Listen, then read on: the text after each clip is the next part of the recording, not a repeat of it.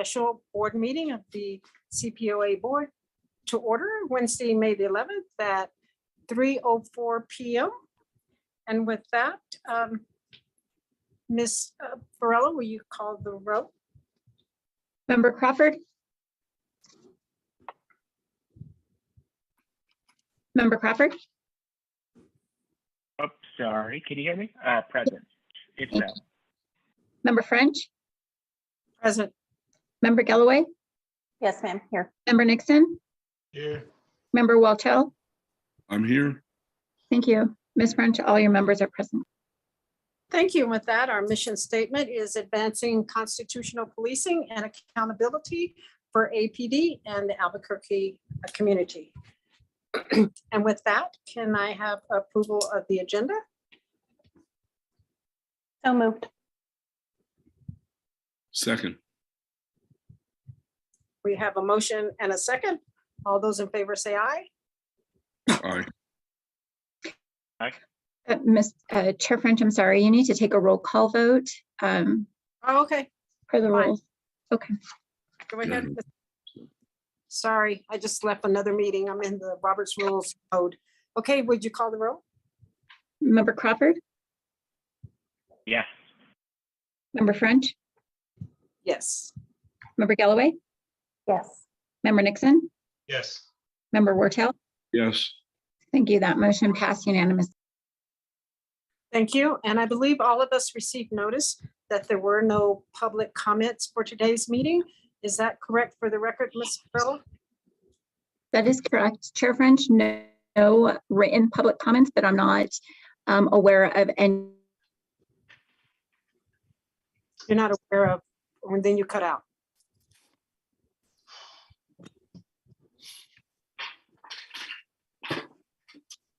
Okay, I didn't hear the rest of that, but we'll move on. With that, is there a motion to approve the minutes? I had asked that we remove the minutes from the April 14th, the minutes from approval of the April 14th minutes and approve the March 10th. Excuse me. Review and approve from March 10th minutes from April 7th. Ms. Varela, could you clarify just I lost connection, Chair French, so I'm not exactly sure where I left off. oh, I'm sorry. The We're last on- recall We're on is we're on item 5. Did you have 3 minutes for approval? Did you have the minutes from March 10th, the minutes from April 7th, and the minutes from April 14th on this agenda? that's correct. Okay, Chair French, I move approval of the March 10th and April 7th meeting minutes and a deferral of the April 14th meeting minutes to our next regularly scheduled board meeting. Second. okay, we have a motion and a second. Any discussion? Member Varela, will you call the roll? Member Crawford? Member Crawford? Yes. Thank you. Member French? Yes. Member Galloway? Yes. Thank you. Member Nixon? Yes. Member Wartell? Yes. Thank you. And that motion passed unanimously. Thank you. We're going to move on to the interview of the candidates. Ms. Tina Gooch is going to be asking the questions. I have requested everybody's video be off except for the board members, and I will request board members to mute yourselves unless you have a question or want to clarify something. Otherwise, please mute yourself. And the only one that will have their mics on are the interviewee and Ms. Gooch. And Tina, the first person that we'll be interviewing is Ms. Deidre Ewing. Could you please let her in?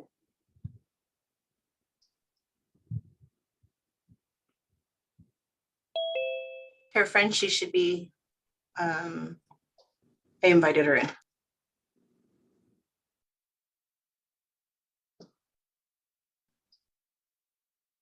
Ms. Gooch, I'll turn this over to you. All right, thank you, Chair French. And before we get started, did you want to tell anything or say anything to the applicant? Do you want me to just start with the questions? I'm fine either way. I'm not sure. I have asked HR to explain that this will be live, and we've asked them not to listen or have anyone listening. So I don't think there's anything else that needs to be said at this time. All right. Hi, Miss Ewing. I know I'm butchering that. Ewing, thank you. I am the CPOA's legal counsel. I am going to ask you a set of predetermined questions from the board, and I will just get started. Let me tell you how many there are. There are 6 questions, just so you know. All right, the first one. The CPOA is responsible for both civilian oversight of the Albuquerque Police Department, as well as facilitating the work of the citizen policing councils. When the CPOA is fully staffed, investigators, analysts, administrative support, and community engagement roles, there is also the board. Each of these roles have very different responsibilities. What skills do you bring in order to help your staff work cohesively and efficiently in order to advance the CPOA's mission? That's an outstanding question. So for the last 5+ years at this point, I have been the district defender in the 5th Judicial District. That means I have been in charge of managing. Briefly, it was 3 offices, Roswell, Carlsbad, and Hobbs, but in October of 2017, the department reorganized so I could just focus on Roswell and Carlsbad. But I have been focused on managing 2 offices of people in different cities about an hour and a half apart for the last few years. Between the 2 offices, when we're fully staffed, we have about 30 people, and those roles include attorneys, investigators, social workers, paralegals, secretaries, receptionists. We really work with a multidisciplinary team, as really from everything I can see, the agency does as well, because there's not just an executive director and investigators. We have the data analyst and policy questions to address. So my experience in management would certainly be an outstanding start towards how I would manage those offices. I also have experience. You asked about the interaction among different agencies, different groups, the board, the civilian police committees and whatnot. So the Public Defender's Office is an independent agency managed by a commission appointed by various parties around the state. So I'm already used to working with this sort of format of being an independent agency that answers to a commission or a board. So that's nothing new for me.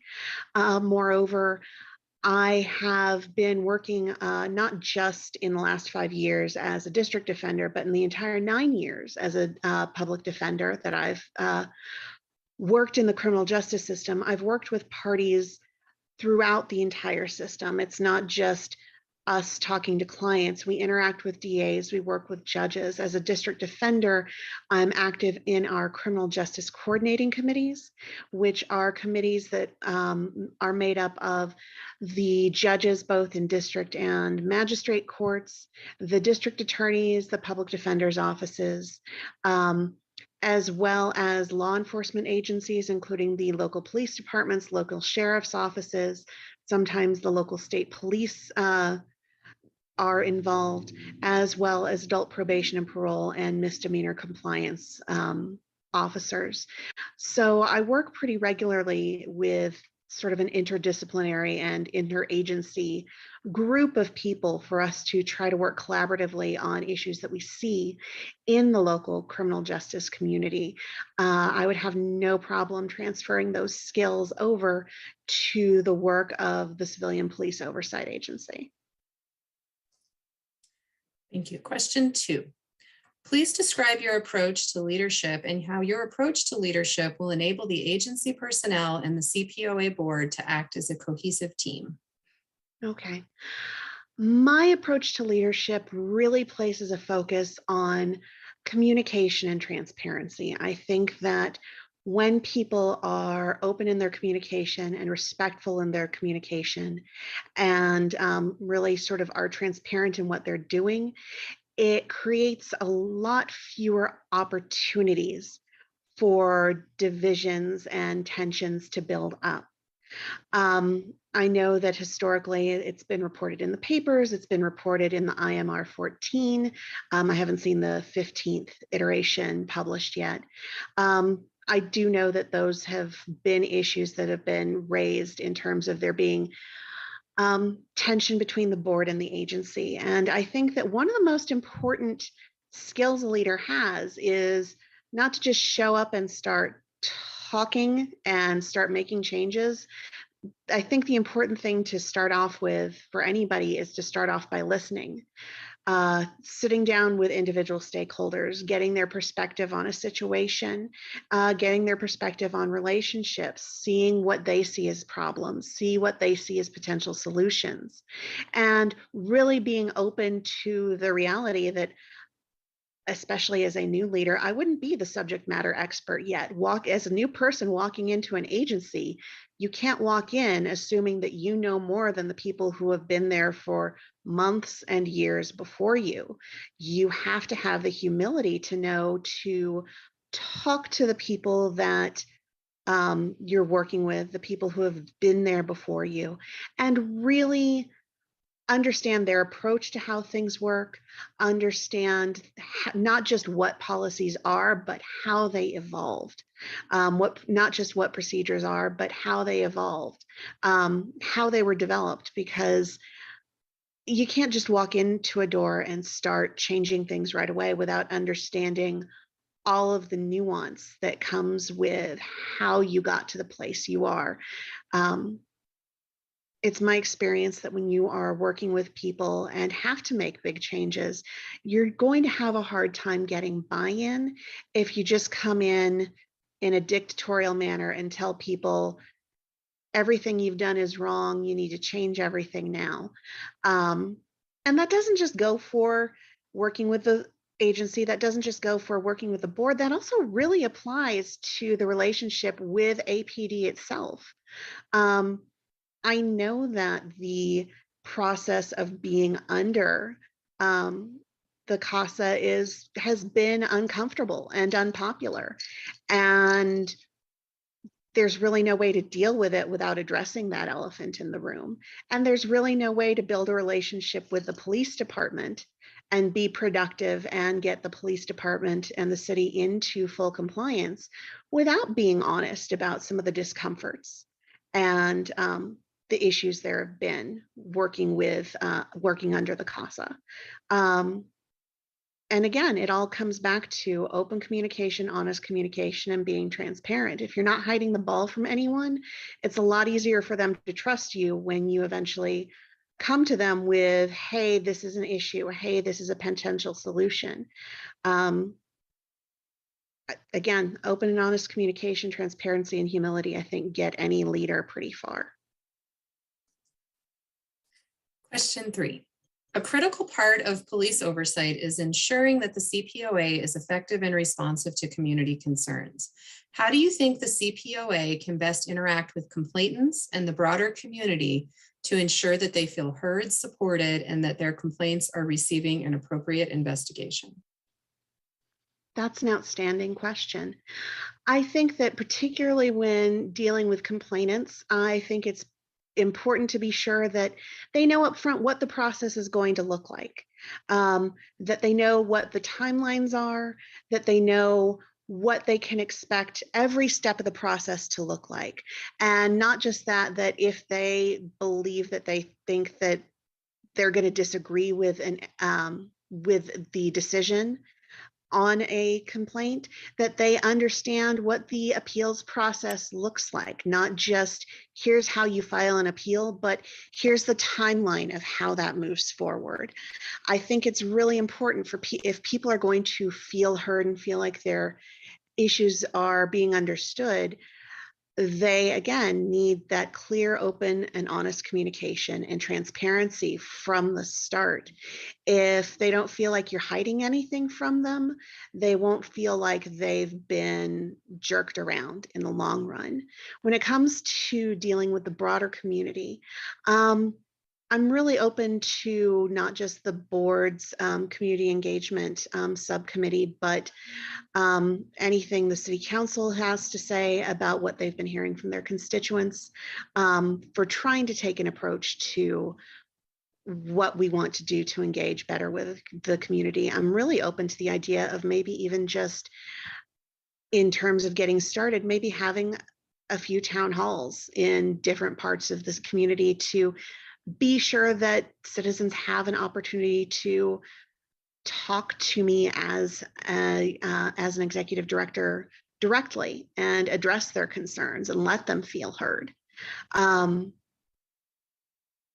think that, you know, being an open government is an important part to making the community feel engaged and heard, and I'm willing to take whatever steps need to be taken to ensure that that happens. Fourth question, it's two parts. I will do my best to make sure that I don't get lost. The Okay. Cpoa exists at a sometimes difficult nexus of several different agencies and stakeholders. How do you view the relationship between the Cpoa, Cpoa board, APD, the Albuquerque Police Officers Association, the city, the Department of Justice, and other stakeholders? And the second part is, how would you work to build better relationships with all of these stakeholders?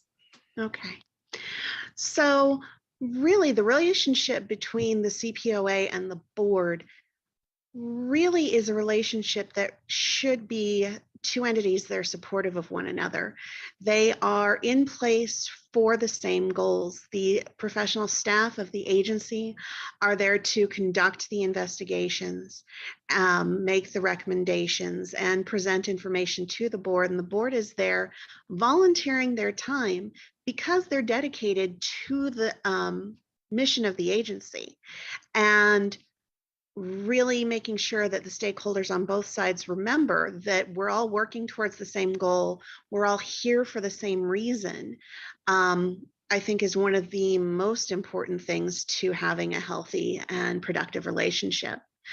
Working with APD and the Officers Association, really, again, I think the open and honest communication and being open to hearing from both is vitally important. The last 5 years as a manager, I've worked with the union that represents our office, where LOPD is an AFSCME shop.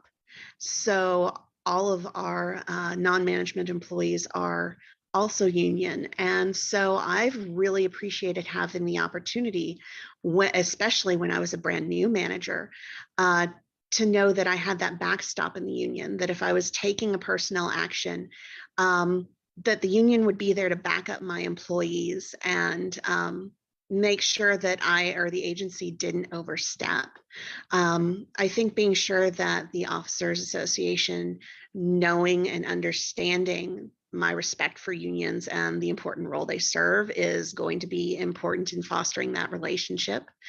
And being sure that APD, knowing and understanding that I respect the work they do. I understand how important and how challenging it is. But I think that we're all on the same page that nobody wants APD operating under federal scrutiny forever. The best way that we can address that is really getting the department into compliance with the CASA as quickly as possible, so we can start that 2-year calendar ticking of compliance so that the oversight can end. In terms of working with the city of Albuquerque and the city council, I think it's very important to know both, really, especially to know how our enacting statute works as an agency and how it defines the relationship with the city council and the city, because it's very important to remember that while these are entities that are important, that we interact with, that we have a relationship with. It is important also to remember where the professional and legal boundaries are between the entities, and to be prepared to say something if anybody's sort of stepping out of their appropriate role. And I'm sorry, I think that only covered the first half of the question. Would you mind repeating the second half? Of course. How would you work to build a better relationship with all of these stakeholders? Okay. Working to build the better relationship, I think, really comes down to what I've been saying about my leadership style and my approach to building any relationships. I think it's important to be open to hearing what people who have been there longer than me have to say first. I hope that I'm not arrogant enough to walk into a situation and say, I know everything about constitutional policing and thou shalt listen to me. That's no way to build a relationship. The important thing is really hearing and understanding where people are coming from so you can meet them where they are and build a relationship from there. To the extent that I can, I really want to have open doors between the various agencies and stakeholders, so that if there's an issue, we can talk about it and try to sort it out before it becomes a big to-do or something that has to really be something that the monitor gets involved with or something. I think that having open and honest communication and constant communication is really a way that allows you to catch little issues before they become big issues. And I think that doing that over time helps you foster a sense of trust, helps us foster a sense of mutual respect, and really can help any disparate sense of different agencies work together. It's worked in my relationships with other criminal justice partners in our CJCCs and just on a day-to-day basis in and outside of the courtrooms. And I expect it can work here as well. Question 5. Tell us about your most challenging supervisory or interpersonal experience to date. Tell us what was the issue, what made it so challenging, what was the outcome, and what did you learn from that experience?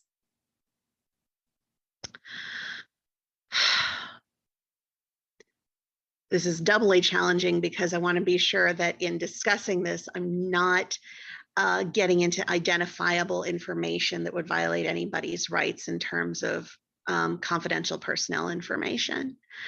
I had an employee who their performance, I can say, was an attorney because I work more directly with the attorneys than our support staff. I had an attorney whose performance in court raised a lot of issues, not just within our office and clients, but it reached a point where judges had something to say. And judges started trying to manage the situation themselves. And we really had to find a way to work with the attorney to give them the support they needed as much as we could. It eventually led to a personal improvement, a performance improvement plan, a PIP.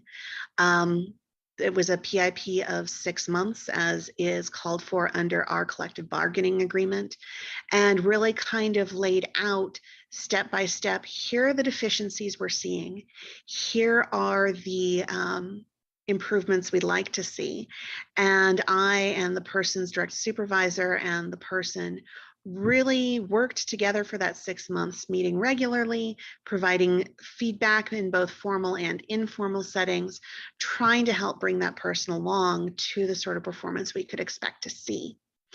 Unfortunately, there were some underlying issues with this particular attorney that just made getting that performance to where it needed to be to ensure that clients were being served the way they needed to be served.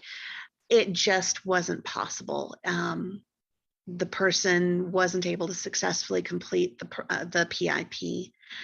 And it wasn't for lack of trying. My God, they tried so hard. And that was one of the hardest things about it, was seeing somebody try so hard and giving them the support we could and not being able to bridge that gap. I will say it taught me a lot about providing coaching on how to develop certain skills.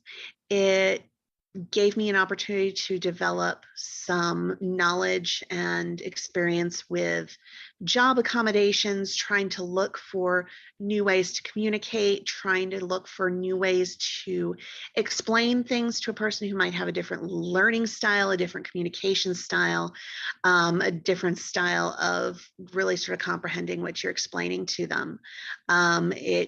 It's a situation that actually introduced me to the Job Accommodation Network, the JAN website that has all sorts of resources and options to help you work on accommodations for any number of conditions.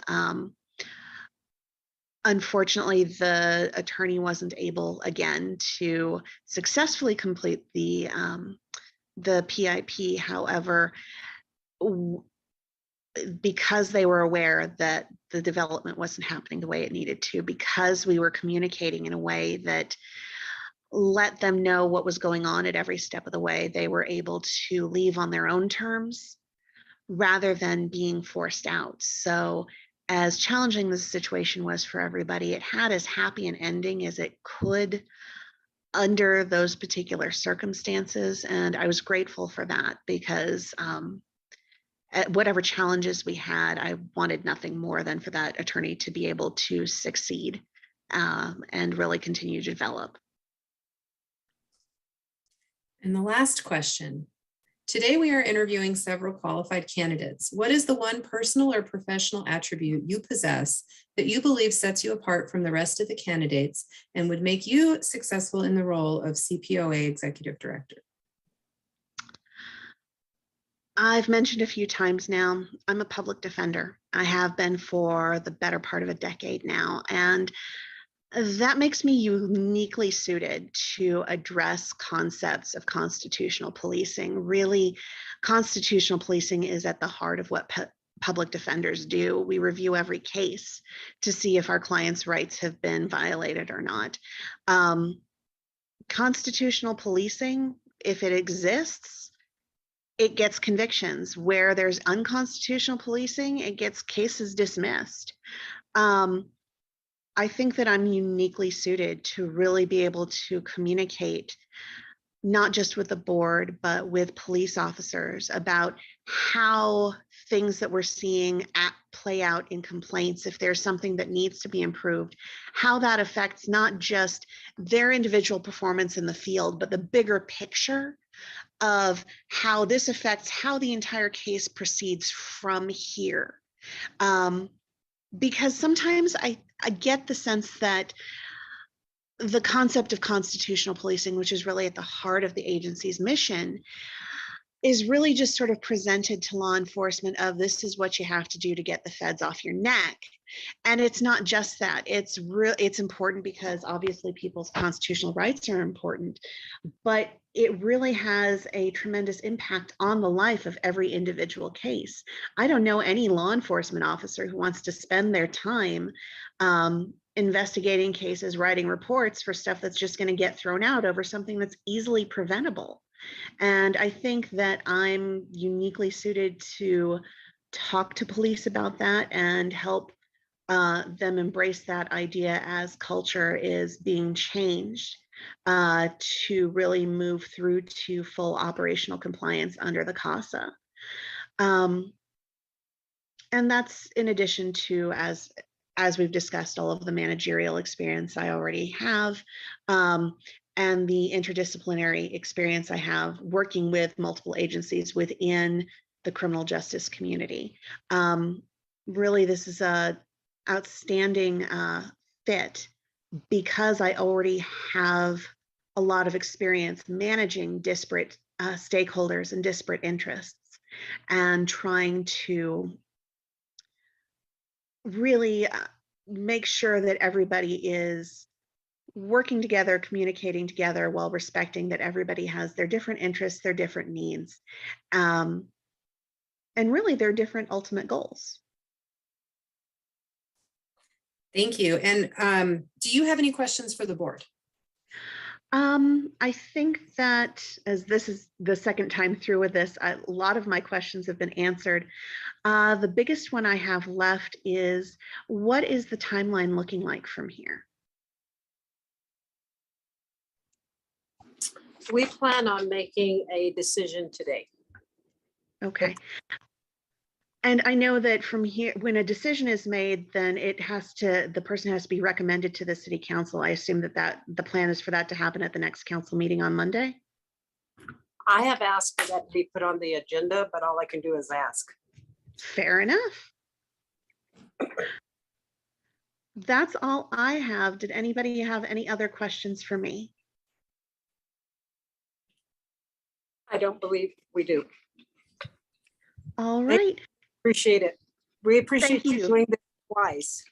Of course, it's been my pleasure. Thank you so much for your time. Thank you.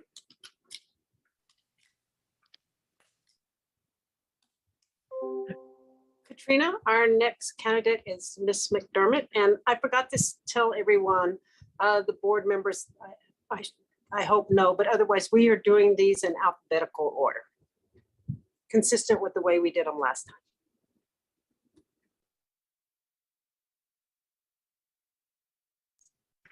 Okay, give me 1 second, Chair French.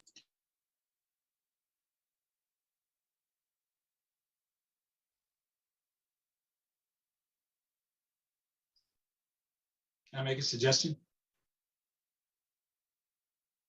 Absolutely. I just noticed something about my name that I didn't actually modify it.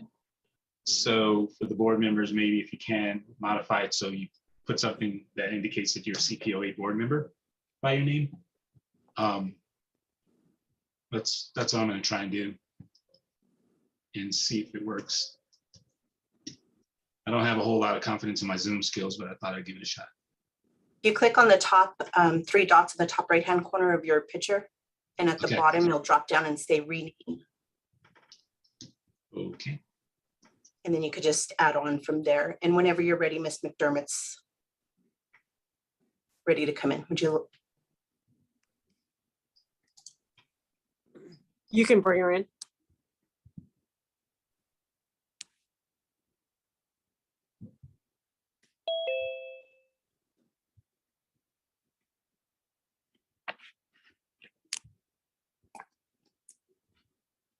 And Eric, so you know I've asked for everybody's video to be off except for the board and Tina's. And Yeah, the I had a quick bio break, couldn't help it. So that's the only thing that stopped me doing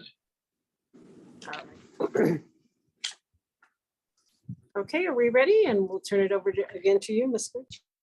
Thank you. Good afternoon, Ms. McDermott, Interim Director McDermott. I have 6 questions that I will be asking you. I will start with the first one. The Cpoa is responsible for both civilian oversight of the Albuquerque Police Department, as well as facilitating the work of the citizen policing councils. When the Cpoa is fully staffed, there are investigators, analysts, administrative support, and community engagement roles. There is also the board. Each of these roles have very different responsibilities. What skills do you bring in order to help your staff work cohesively and efficiently in order to advance the Cpoa's mission? I believe that in my roles, both in the private sector as well as the public sector, I've had the responsibility for managing a variety of different people that are all accomplishing the same kind of goal. In this current environment, of course, I'm serving as the interim director. I have been juggling all of those different entities in terms of helping staff be efficient and provide the service that they need to, complete the tasks that they need to. I've been assisting with the community policing councils in order to get the assistance and funding that they need to accomplish their mission. I have been working with the analysts to try and make sure that the data that they have been receiving or are trying to receive is completed and being able to provide to the board. I've worked with the department on a lot of these different projects to try and assist having the board, having the agency, having the community policing councils have the relationships and have the input that they need to accomplish their goals and their work. Question 2. Please describe your approach to leadership and how your approach to leadership will enable the agency personnel and the CPOA board to act as a cohesive team. I look at it as a mentorship type of situation. I treat all of the employees as mature adults who are interested and willing to do the work that they are hired on to do, obviously unless they're at some point proving otherwise.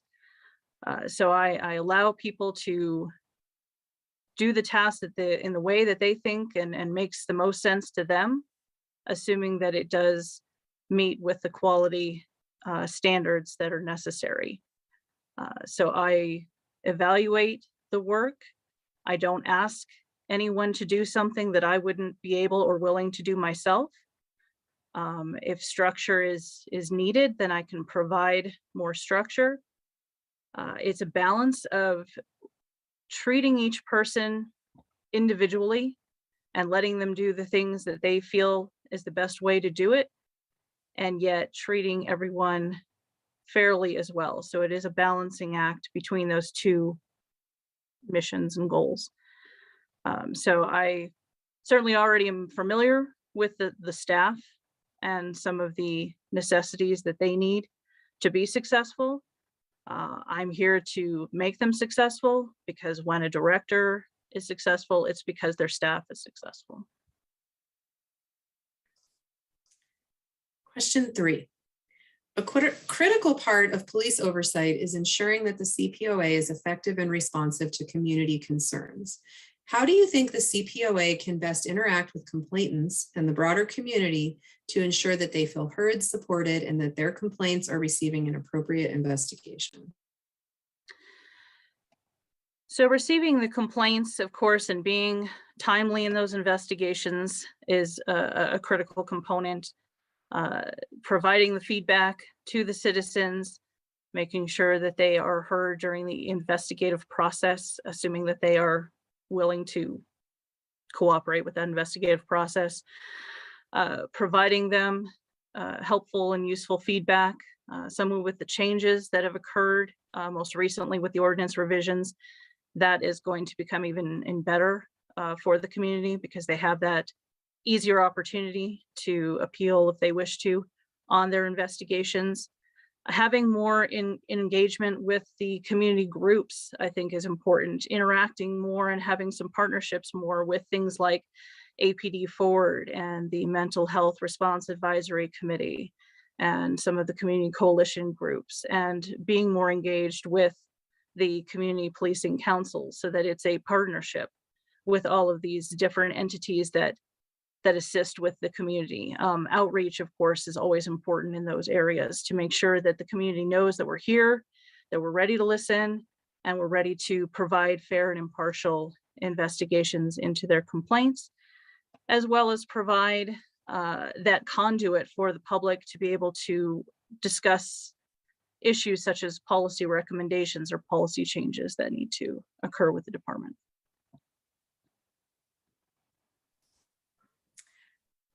Question 4.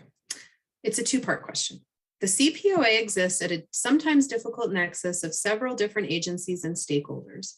How do you view the relationship between the CPOA, CPOA board, APD, the Albuquerque Police Officers Association, the city, the Department of Justice, and other stakeholders? And second, how would you work to build a better relationship with all of these stakeholders? I think that the most important thing is that it is going to be a partnership that is necessary for all of these various entities to work together. Right now, some of the reforms that I see perhaps are too compartmentalized. Oh, that's my part of the CASA, or that's that person's part of the CASA. It's important that we all take ownership for the reform, that we all work together for the reform. And I think that, again, having that engagement and the relationships to move that reform forward are important. And that's would be my goal as a director, would be to move that partnership and relationship forward more, engage with those various entities. I already have tried to institute having some of those relationships. I already have the trust of some of those groups to move this forward. I've been involved in this particular process for a significant portion of my career, been involved with the Civilian Police Oversight Agency before it was the Civilian Police Oversight Agency, and current version of it. So I've worked very hard to continue to do that, and will continue in the future. Question 5. Tell us about your most challenging supervisory interpersonal experience to date. What was the issue? What made it so challenging? What was the outcome? What did you learn from that experience?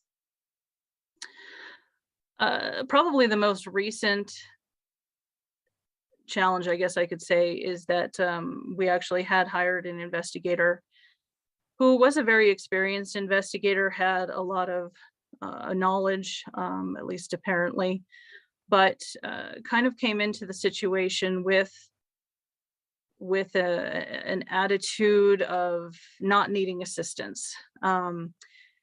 Unfortunately, this line of work is not a plug and play, and the Civilian Police Oversight Agency, even though you may have a skilled investigator, is not a plug and play. You need a lot of mentorship, assistance, open to adapting on how to do different things. So trying to determine what is the best way that person, whoever that person is, learns that new information is one of the biggest challenges. So I've had, in that instance, it wound up being that particular person wound up not making it through probation because they were not interested in trying to find a different way. However, we have also had new investigators that have come from various areas and have adapted and learned, and that's my goal as a manager, is to assist them to be successful, to evaluate them, give them the tools to be successful.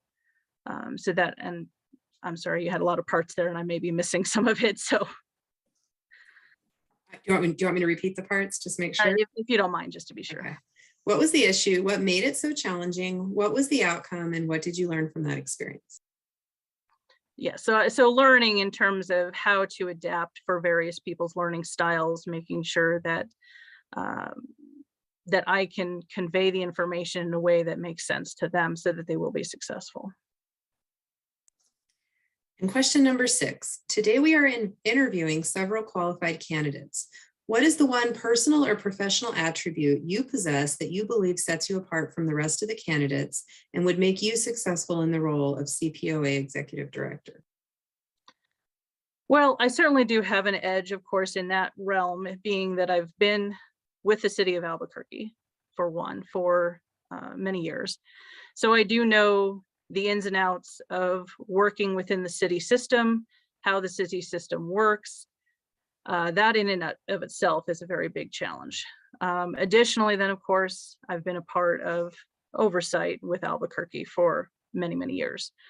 So I've seen what works, I've seen what doesn't work. I have some thoughts as to how to improve those things and how to move it forward.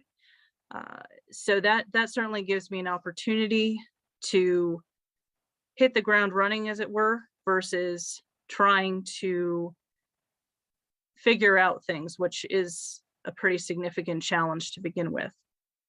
Again, I've developed a lot of relationships with Department of Justice, with APD, with some of the community groups already. I'd like to think that there's a level of respect and trust there, so I kind of get that edge in moving forward versus having to establish all of that. Rightfully so, the community needs to figure out, who is this person?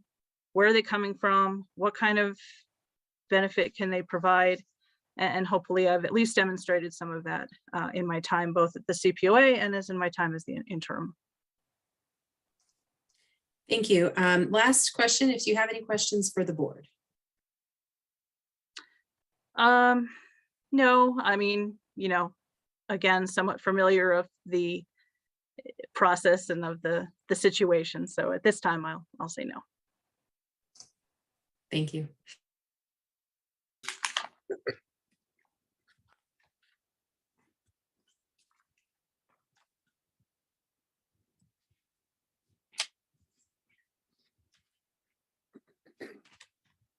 If I'm to leave, just let me know. I wasn't Yeah. sure. You may leave. Okay, thank you. Sure. Katrina, our next person is Boris Prentice.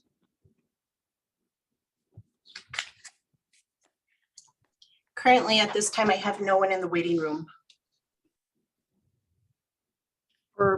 Okay.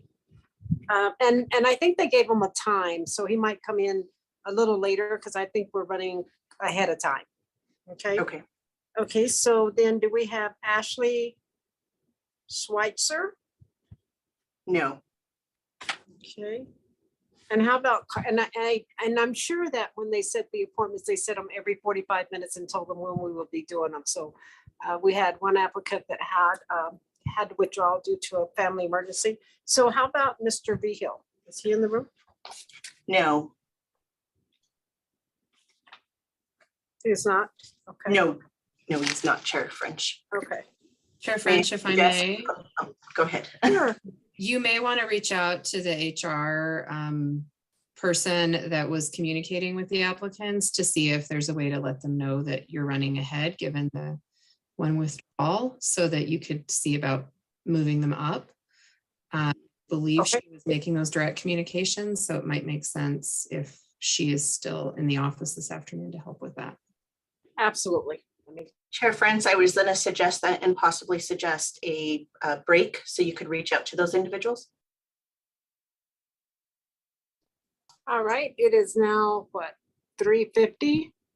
Let's say we will reconvene at 4:15, gives them a chance to get on the call.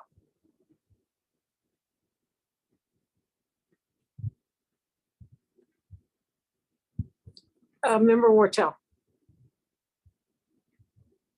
I had to get off mute. If they were doing 45-minute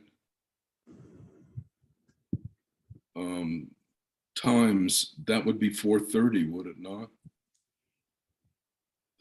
3 Yeah. o'clock plus 45 plus 45. But we're reaching out to them to see if they could get on the call right away. Well, so why don't we try to get it by 4 o'clock?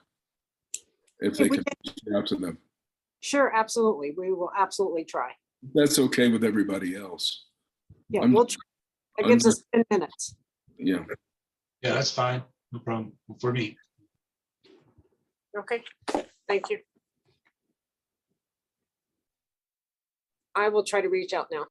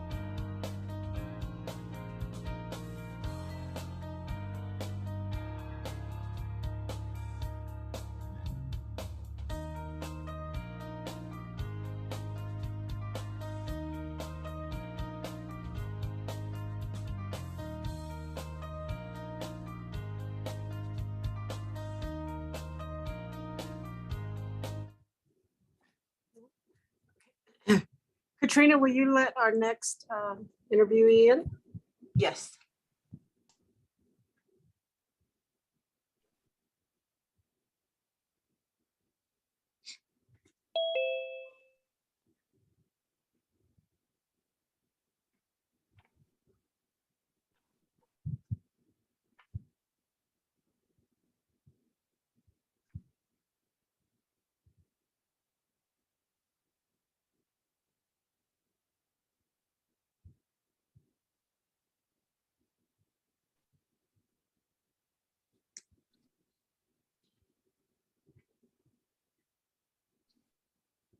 Chair French, the Yes. candidate is logged on.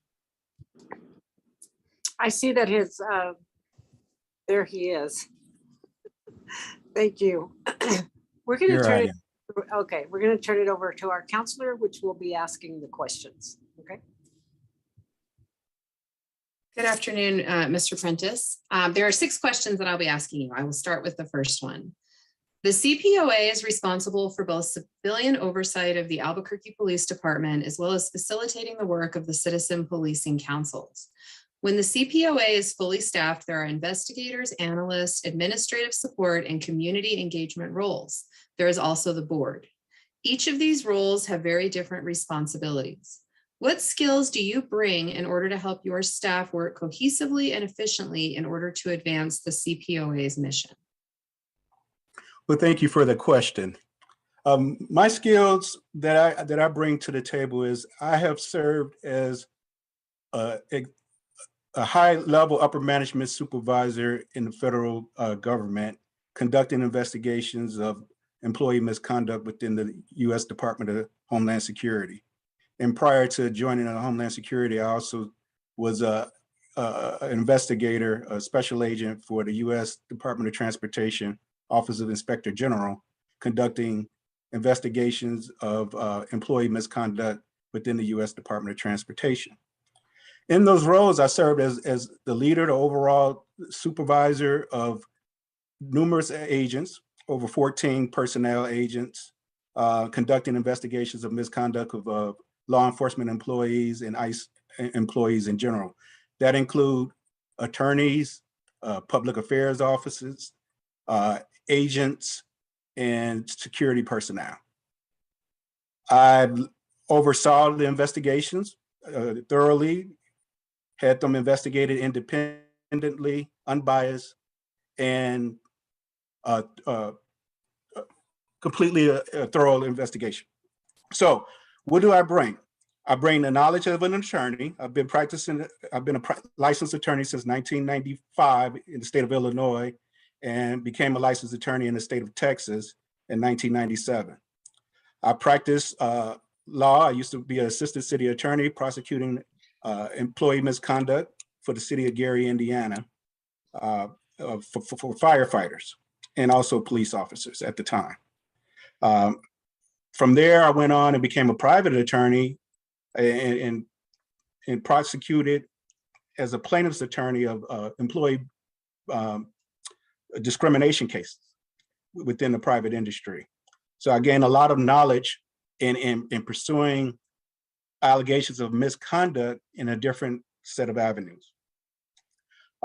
As you mentioned, that there are several different factors that Cpoa covers. They cover the outreach area, which includes, public outreach, community outreach to the community. As a supervisor, as assistant special agent in charge, I communicate with our public affairs office related to the investigations that we conduct in our office. Many times that a critical incident may occur where there's a shooting that occurred that involved one of our agents, or on an operation that our agents have been involved with. The public affairs office would contact me or my subordinate employees to get information regarding those critical incidents. In turn, I provide the information that is allowable to be released for the public, so she can be able to respond to questions from the media should that occur, or just general questions that may come from her staff up at headquarters. So I bring that wealth of knowledge of communicating with the Public Affairs Office. I communicate with our Legal Affairs Office. We're dealing with our cases as we investigate and refer them for prosecution of employee misconduct, should we do that. At many times that, the cases may not be referred for prosecution, but maybe until need to be considered as a management notification, meaning that there are times when the allegations that are raised are not necessarily proven by the preponderance of the evidence, but there are significant issues or circumstances that management needs to be notified of items that may be such as a policy violation or a policy that's being implemented incorrectly, although written correctly. It may be implemented by management officials incorrectly. So as part of our investigations and my review of those investigations, to look for those particular items that may arise during those investigations. Question 2. Please describe your approach to leadership and how your approach to leadership will enable the agency personnel and the CPOA board to act as a cohesive team. My leadership style is flexibility. And why do I say flexibility? I say flexibility because one single approach to every circumstance or incident is not necessarily the appropriate approach, or even a discussion with the appropriate employee or situation. Individuals have different styles of learning. Some are visual, some are oral, some are hands-on on the job styles. So I adjust my leadership style in order to convey the information I'm trying to provide, where the person is most successful to absorb and understand it. I try and speak plain language. Even though I'm an attorney and learn legalese, I tend to not try to speak legalese so the average person will understand what I'm trying to convey.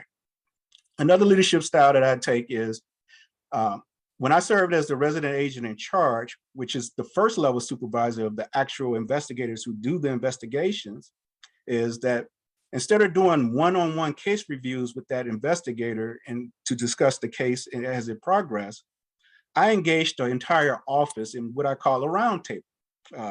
If you're familiar with King Arthur's roundtable approach, is that we all sit around a table where each and every individual has equal opportunity to speak their minds on the approach to the investigation. I like the diversity. When people speak diversity, the first thing that comes to mind is the diversity in race, ethnic group, or ethnicity. But I believe in diversity in knowledge and experience. And yes, those experiences can be based on race and ethnicity, but it's really the experience of life and their investigative experience. I grew up in my career as an attorney. I look at things from an attorney perspective. The other agents may have been undercover agents or agents in financial crimes or something like that, and they look at it at a different perspective. I find value in those different perspectives, because there may be things that I'm looking at that's not, as correct as they see it, even though it's equally as valuable, but it's just looking at it from a particular perspective. I think I can bring my perspective to the board is because, I'm law enforcement individual. I've gone through training. I review things from both as an attorney perspective and someone who has undergone the training and experiences that those police officers and those officers in the APD have experienced or have been told about in their training. When they review a situation and they say, well, I feared for my life, I'm looking at, okay, how are you articulating that? Is that an actual fear for your life based on our training and experience, or are you just regurgitating the words that we've been trained to say that if we fear for our life in the situation and we begin to stop the threat, as a quote unquote, stop the threat. Well, my experiences as an attorney and as an African-American who grew up on the South Side of Chicago is to dive into, well, what is that threat? What was the threat? Please articulate in that threat. So my leadership is to have the employees, my employees, to dig a little deeper than the canned language that we've all learned through our training. It's really important that we get to the motivation and the story behind the articulated facts in order to get the complete picture of the total circumstances. I believe my style of leadership for the Cpoa board is to provide them with my experiences and understanding as they review investigations that have been conducted by internal affairs, but also to understand their perspective as civilians who may or may not have experienced the type of training that the police officers have. So one thing I am a proponent of is we do independent investigations. I tell my employees all the time, we're not in the business of statistical, how many arrests or how many removals or terminations we receive. That is not the goal. Our goal is to obtain the facts as they are, and the employee either conducted the conduct that the allegations allege, or they did not. The investigation is going to exonerate the employee, or it's going to find that the employee is liable for the actions that employee has taken. We are not interested in what our numbers say, how many convictions or administrative actions that are taken against an employee. That is not the goal of where I come from. I work for the Office of Professional Responsibility. Our goal is to be the fact finders, to understand what occurred, how it occurred, and at times why it occurred, so we can better improve our agency as a whole. The overall goal is to have the best law enforcement force possible under the circumstances. And I believe in my leadership style is prevention as well as deterrence. Those are the two goals. The deterrence is the investigation. You conducted a misconduct action allegedly. We investigated. You know we were going to investigate it thoroughly and independently and unbiased. And if you actually did the misconduct, then we're going to find out and we're going to report. We're going to report it. We're going to prepare a report of investigation. We're going to expose. If you didn't, you're going to be exonerated. We're going to do our best to get all the facts and conclusions. But at the end of the day, what we want to do is this misconduct a cultural or a systematic problem, or this is individually focused on that person who's engaging in that misconduct? We're always looking to improve. The prevention part is that we have my employees go out and we do briefings. We educate the agency employees on what we call integrity briefings. We discuss integrity. We talk about integrity. We discuss how important integrity is as an employee and as a law enforcement official, that we are servants of the public. And in order for us to do our job, we must present ourselves in a way that they trust us, as well as we conduct our investigations. And it's something that we emphasize every year. At least an employee will get at least once a year an integrity briefing from our employees to re-emphasize that integrity is paramount. And in order to do that, we have to keep emphasizing that, to turn the culture, to make that into the culture of the agency, the culture of the program. And it's something that I truly believe and I emphasize in. That is one of the most important aspects. the deterrence part of it is our investigations. And we're going to investigate and we're going to find out if misconduct occurred and how it occurred. And, we'll present it and others will decide what disciplinary action will occur, if any. But our ultimate goal is to reduce, to prevent misconduct from occurring. My leadership style is focused on that and in communicating it to the employees that I oversee and also to the agency employees as a whole. Thank you. Question 3. A critical part of police oversight is ensuring that the CPOA is effective and responsive to community concerns. How do you think the CPOA can best interact with complainants and the broader community to ensure that they feel heard, supported, and that their complaints are receiving an appropriate investigation? Sure, thank you for the question. I believe that community outreach is important.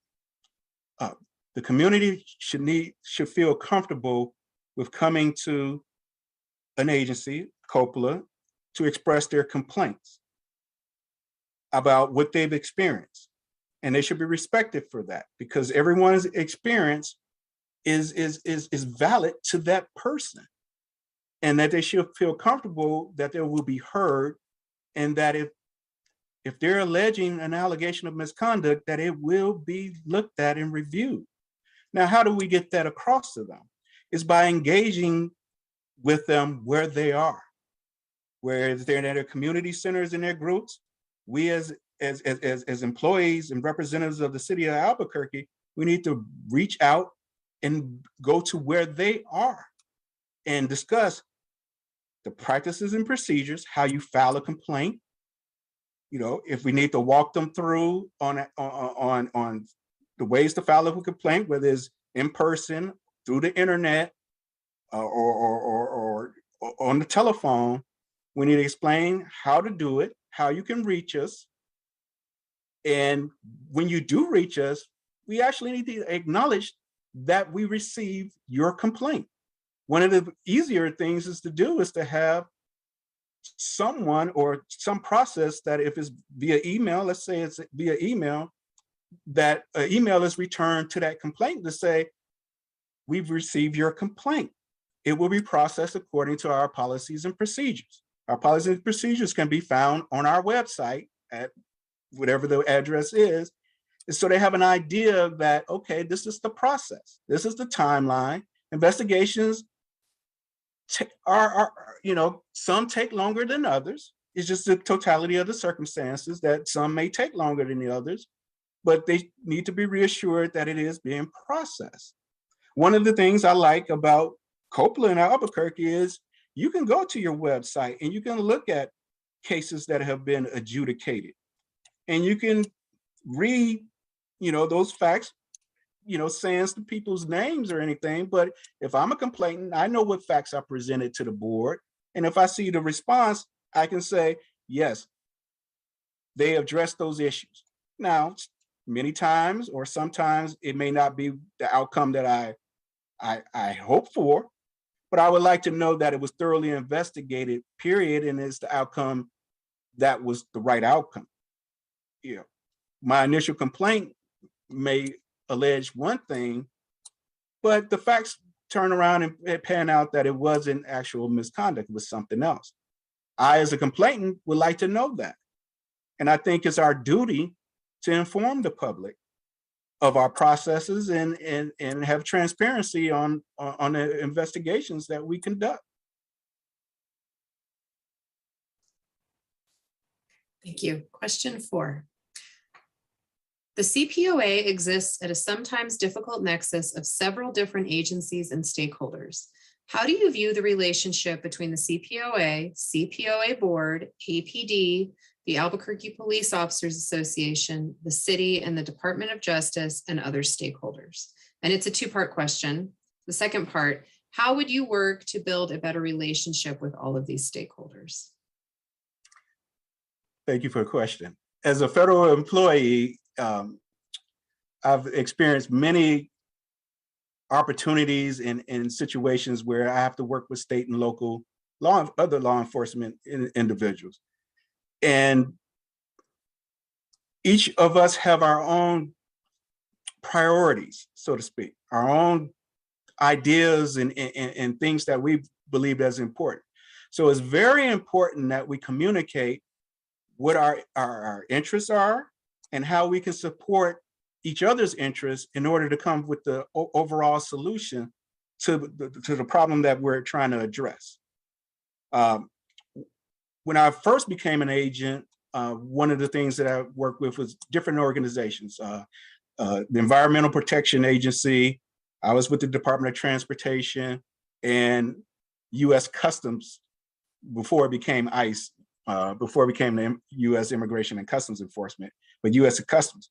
We all had our interests, and one of the cases that it involved was smuggling of vehicles into the United States.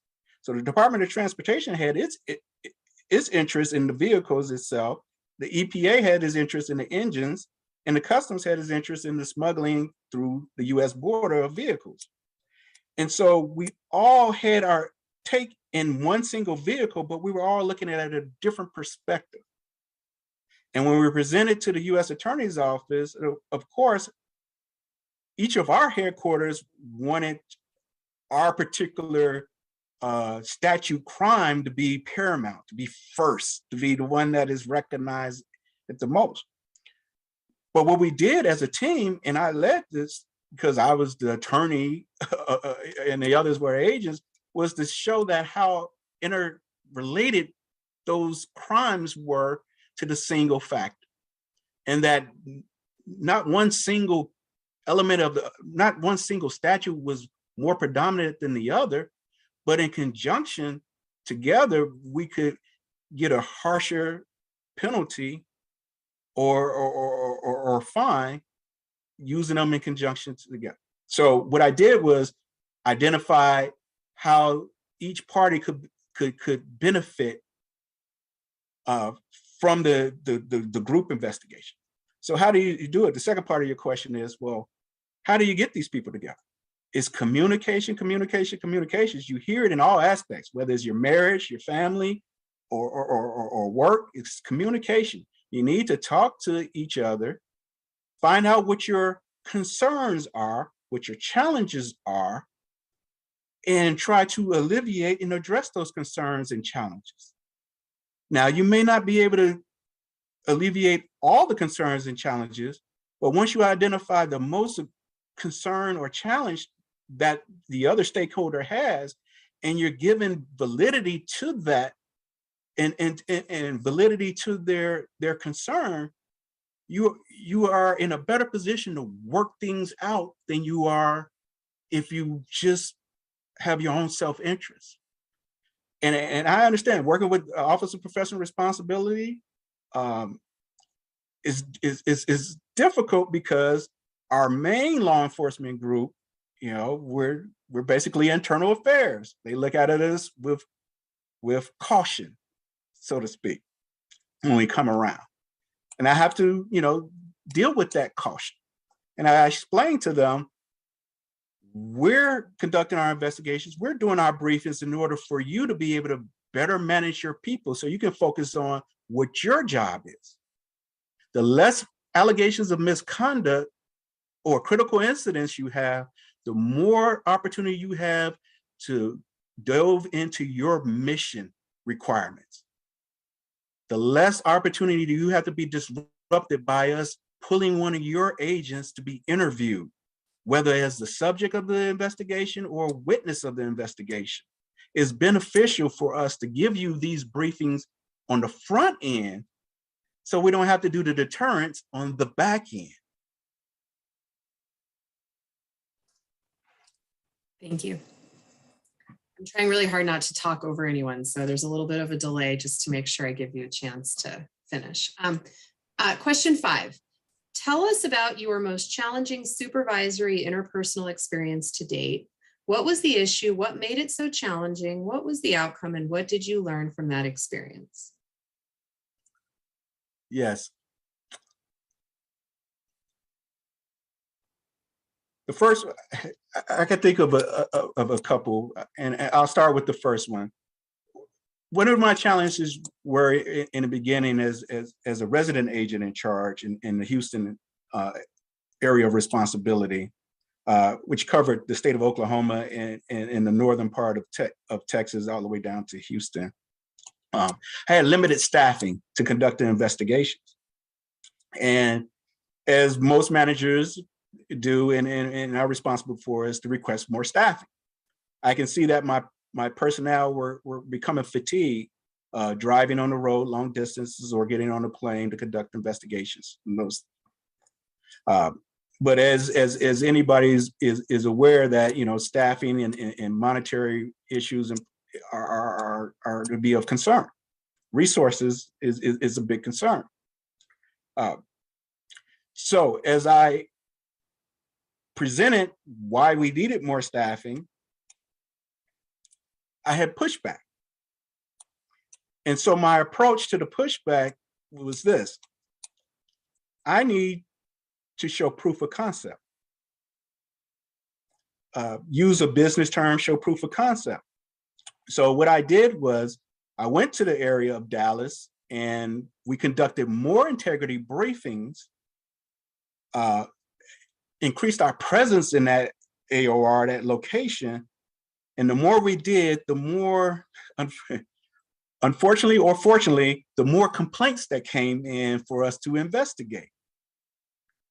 As our caseload increased, the more I was able to show that there has been a significant increase in number of complaints in a particular area, and that it would be beneficial economically, resource-wise, to actually have an office located there instead of having agents spend 4 hours on the road driving, which would cause them to have to stay overnight, and that it would incur hotel costs, per diem costs, you know, additional, you know, inventory costs, wear and tear on them, and a slower production of case output from being timely.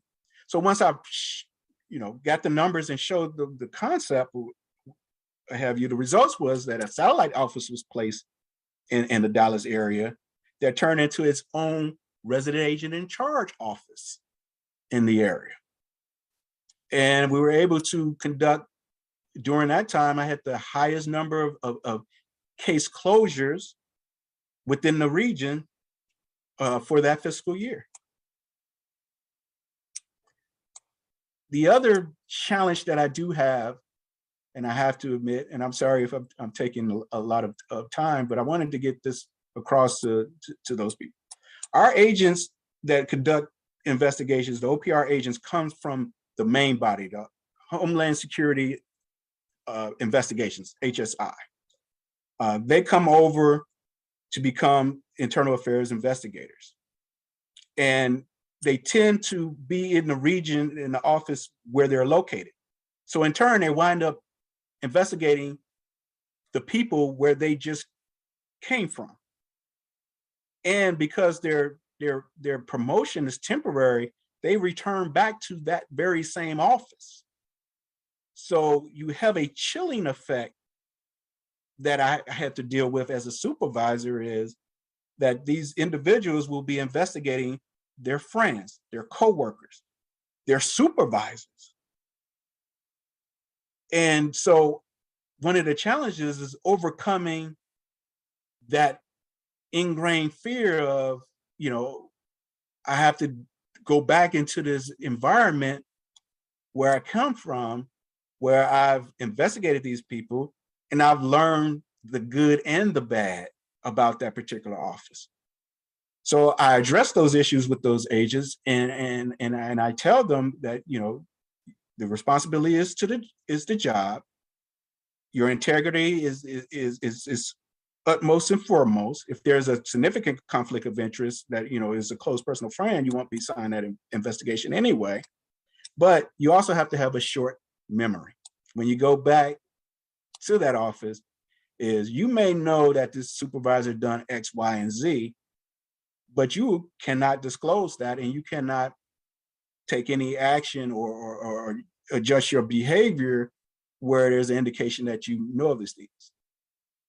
Your job is one of the best jobs you have, is because you're returning back there and you know with issues that get people in trouble, so you can be there to prevent that from happening, because that's part of your job as an employee in this agency, is to uphold integrity. So you can actually prevent some of these misconduct cases from even occurring. And so the results have been good. They have been great supervisors themselves when they get promoted to supervisors once they return. And they're able to handle things before there needs to be a formal complaint. But they also are wise enough to know when a complaint should be filed as well. Thank you. Question number 6. Today we are interviewing several qualified candidates. What is the one personal or professional attribute you possess that you believe sets you apart from the rest of the candidates and would make you successful in the role of CPOA Executive Director?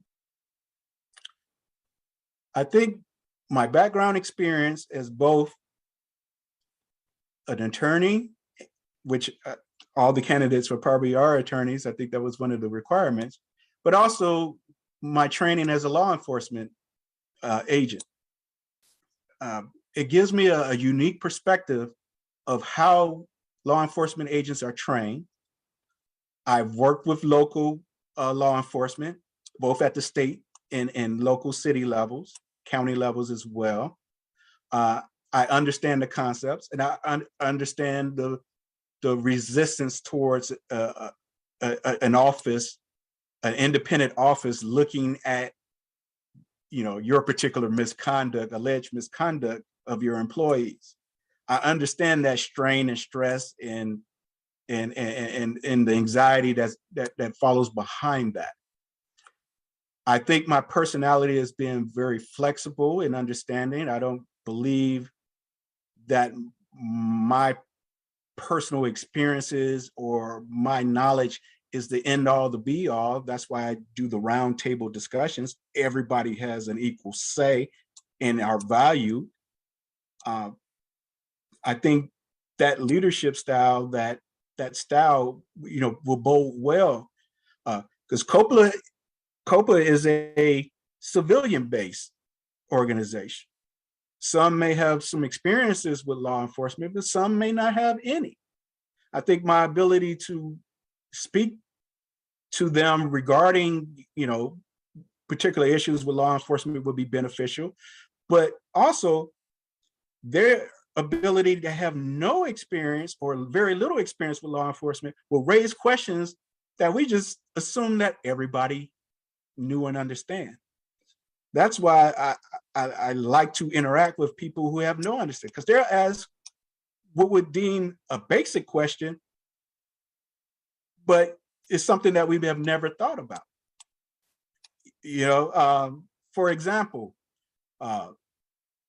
when law enforcement executes a search warrant on a house, on a residence,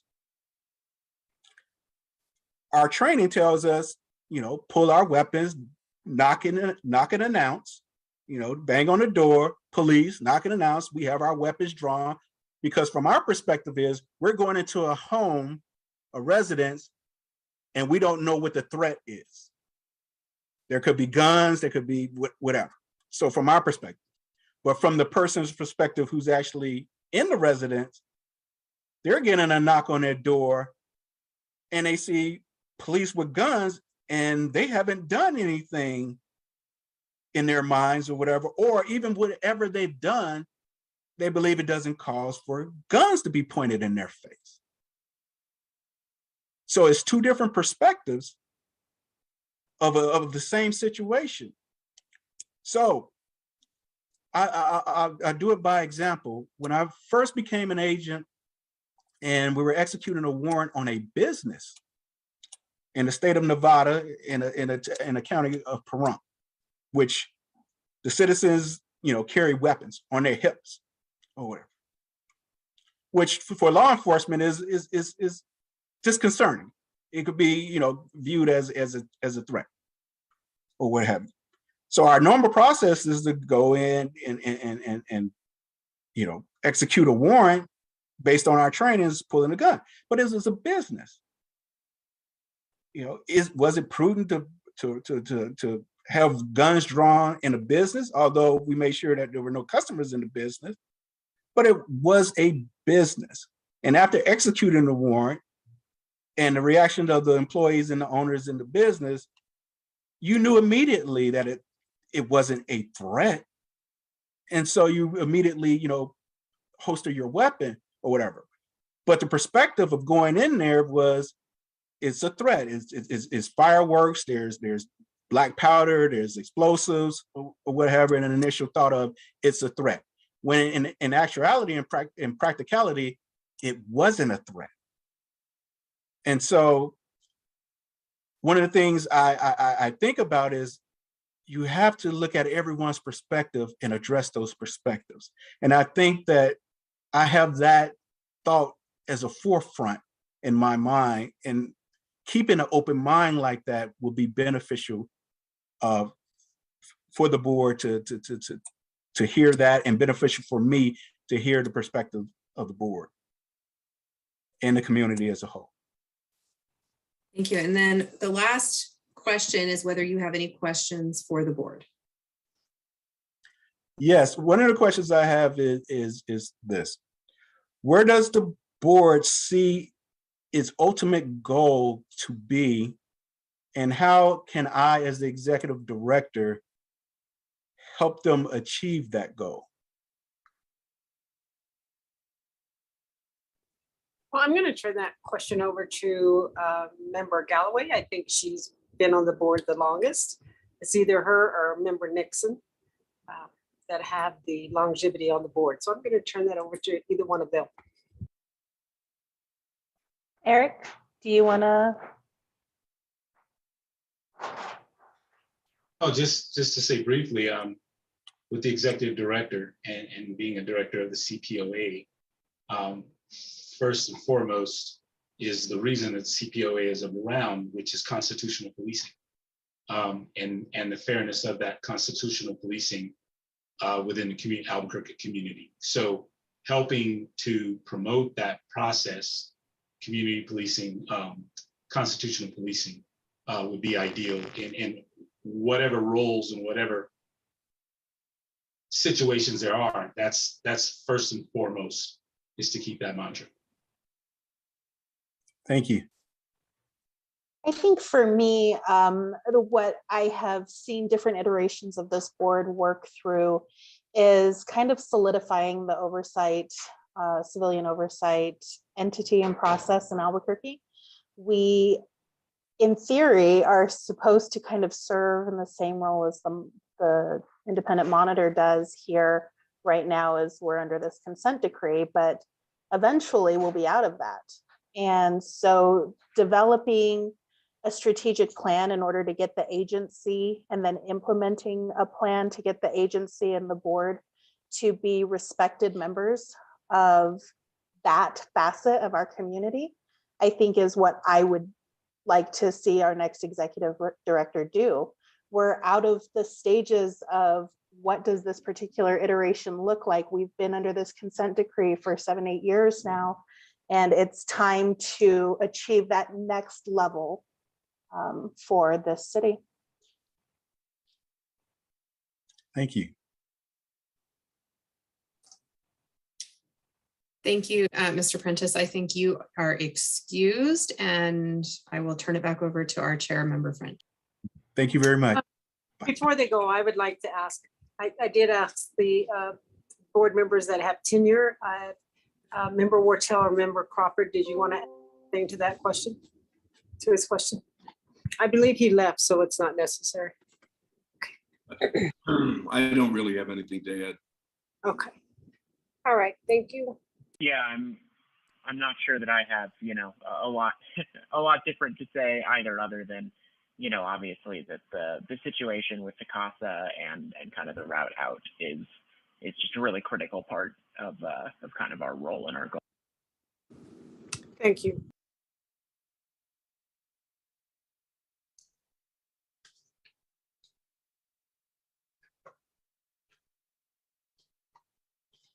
Chair French, you're muted. Oh, so sorry. I was saying, Katrina, we're ready for our next applicant, and that would be Ashley Schweizer. Is she in the waiting room? Chair French, no, she has not yet.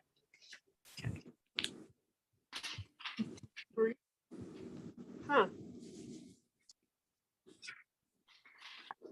What did she tell me? 5:45, I think. You had said 5 and then 5:45. So maybe there's time for a 5 or 10-minute break, or she'll be on anyone. Okay.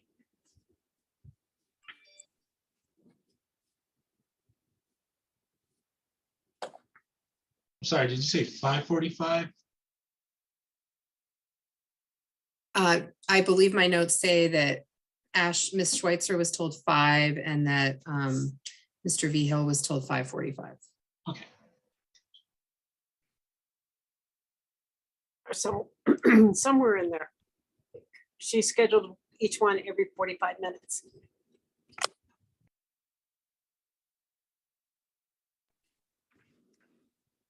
Let's not take a break. Let's give her a few more minutes to get on. And then if she doesn't, then we can take a 5-minute break, if you guys like. Is the board in agreement with that?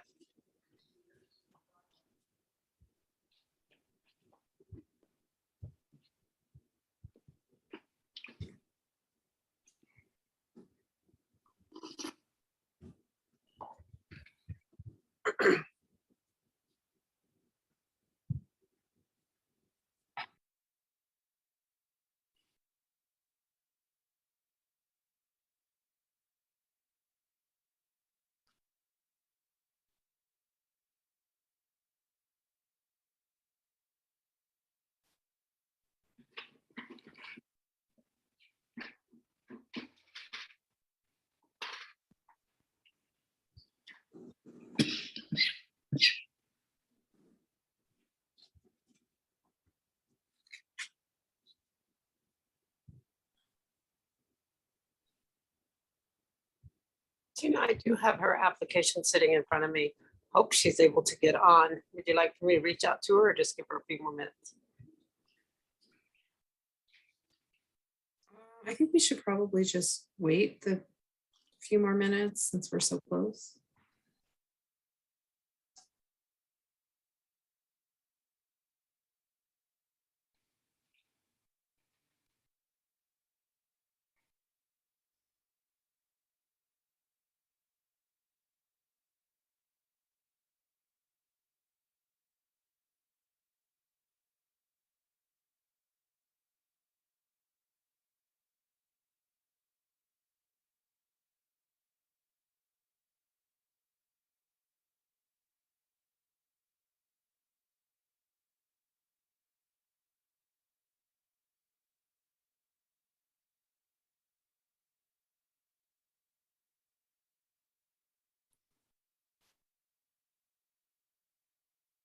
Hey, Eric.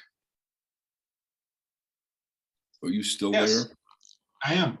I like the persona of the reflecting glasses in your picture. I think I'm going to get a picture of me in reflecting glasses.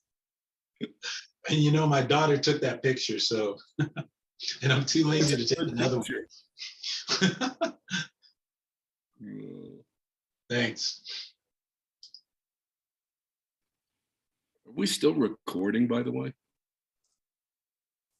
Yes, we are.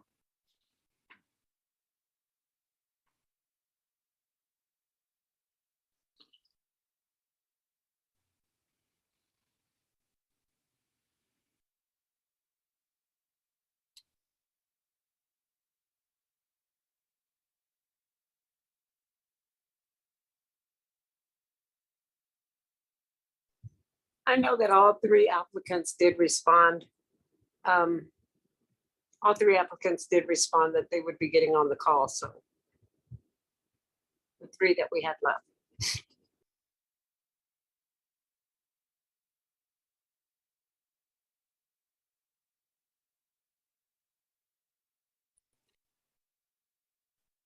Patty, don't we just have 2 left? Yeah. I wanted to make sure that I was still with the program.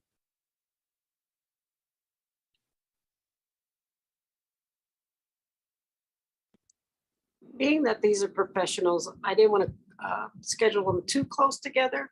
You know, I wanted to give them ample time if they wanted to elaborate and to ask questions also. So that's why I didn't crunch them together on the time.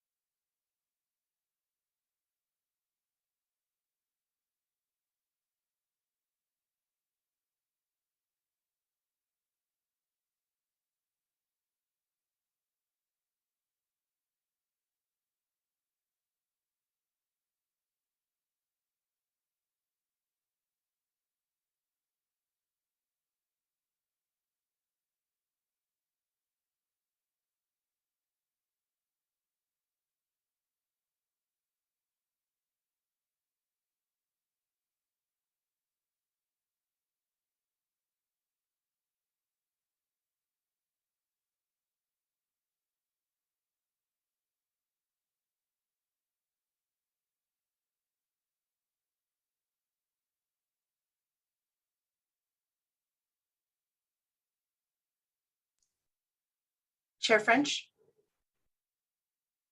Yes.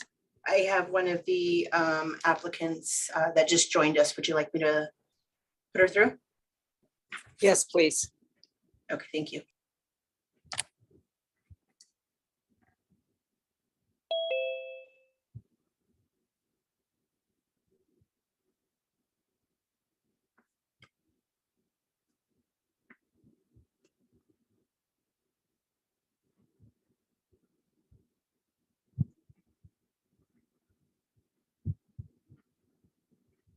I can see her, but I don't see her video.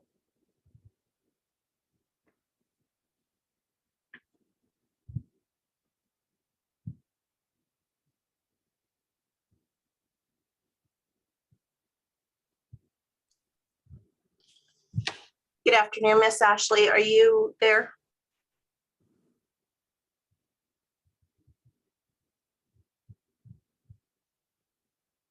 Let me try to chat her.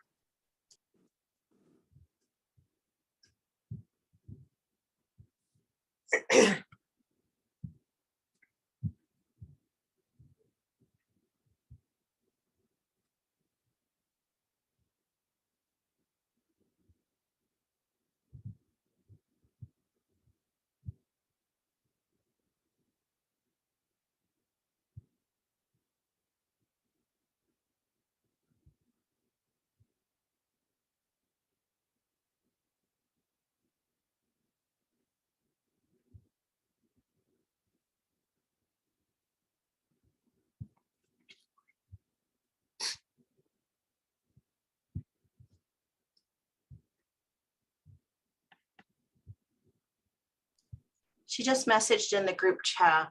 I don't know if it doesn't look like she has audio issues.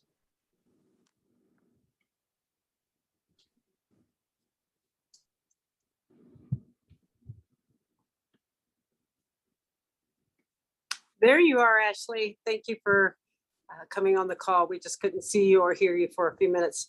And with that being said, I'm going to turn it over to our attorney, Ms. Gooch, who will be asking the questions. I see you have mute on.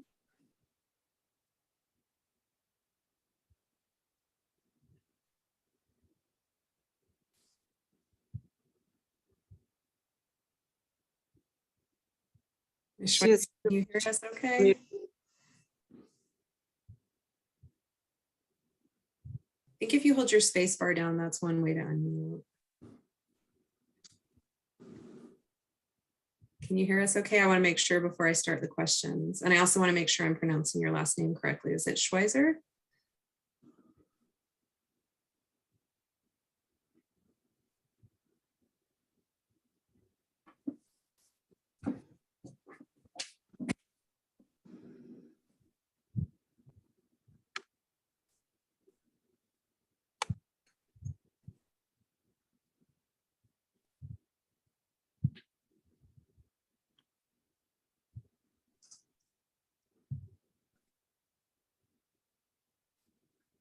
We can see you and you're unmuted. You might check to see if your computer sound is off as opposed to your Zoom noise or sound.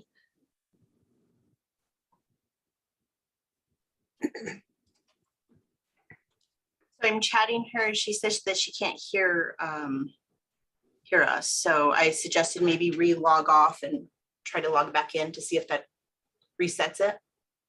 Thank you, Katrina. And then the other thing I do is sometimes I have my computer muted and then I can't hear anything because my computer's muted instead of sound on. Okay, I'll chat her that. But when I asked her if she could hear us, she shook her head no when I messaged her. Right. And that when you have your computer muted, you can't hear anybody.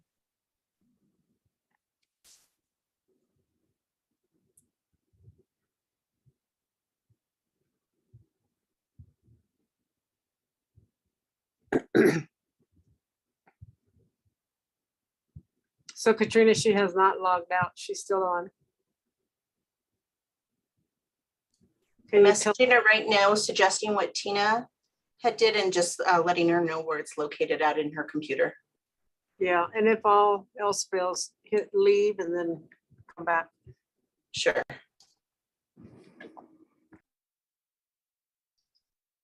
For Zoom audio, she should check which speakers are connected to the actual Zoom. It may not be the ones that are default to her computer. You have to manually select which speakers you want.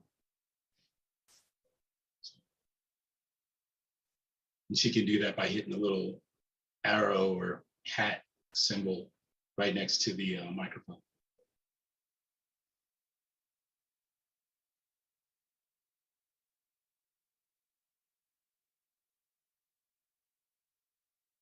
You do that how, Eric? You know how you have the microphone where you mute it or turn it on? There's a little hat symbol next to it. And when you click on that, it brings up audio settings and it'll allow you to go to the settings so you can change which speakers are actually connected to the Zoom.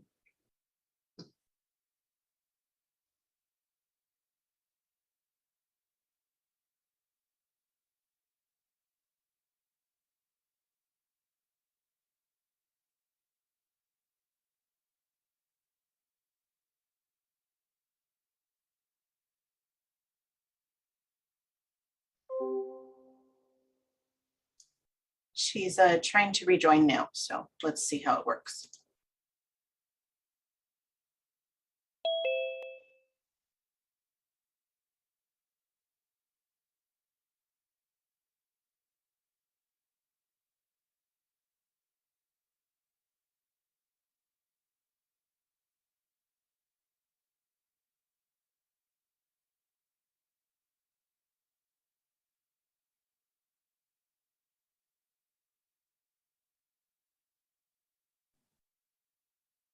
Are you able to hear me now? Yes. Finally. I apologize. I had to switch computers. Hi, Ms. Schweizer. Am I saying that correctly? Yes, ma'am. All right. I have 6 questions that I'll be asking you today. I'll start with the first one.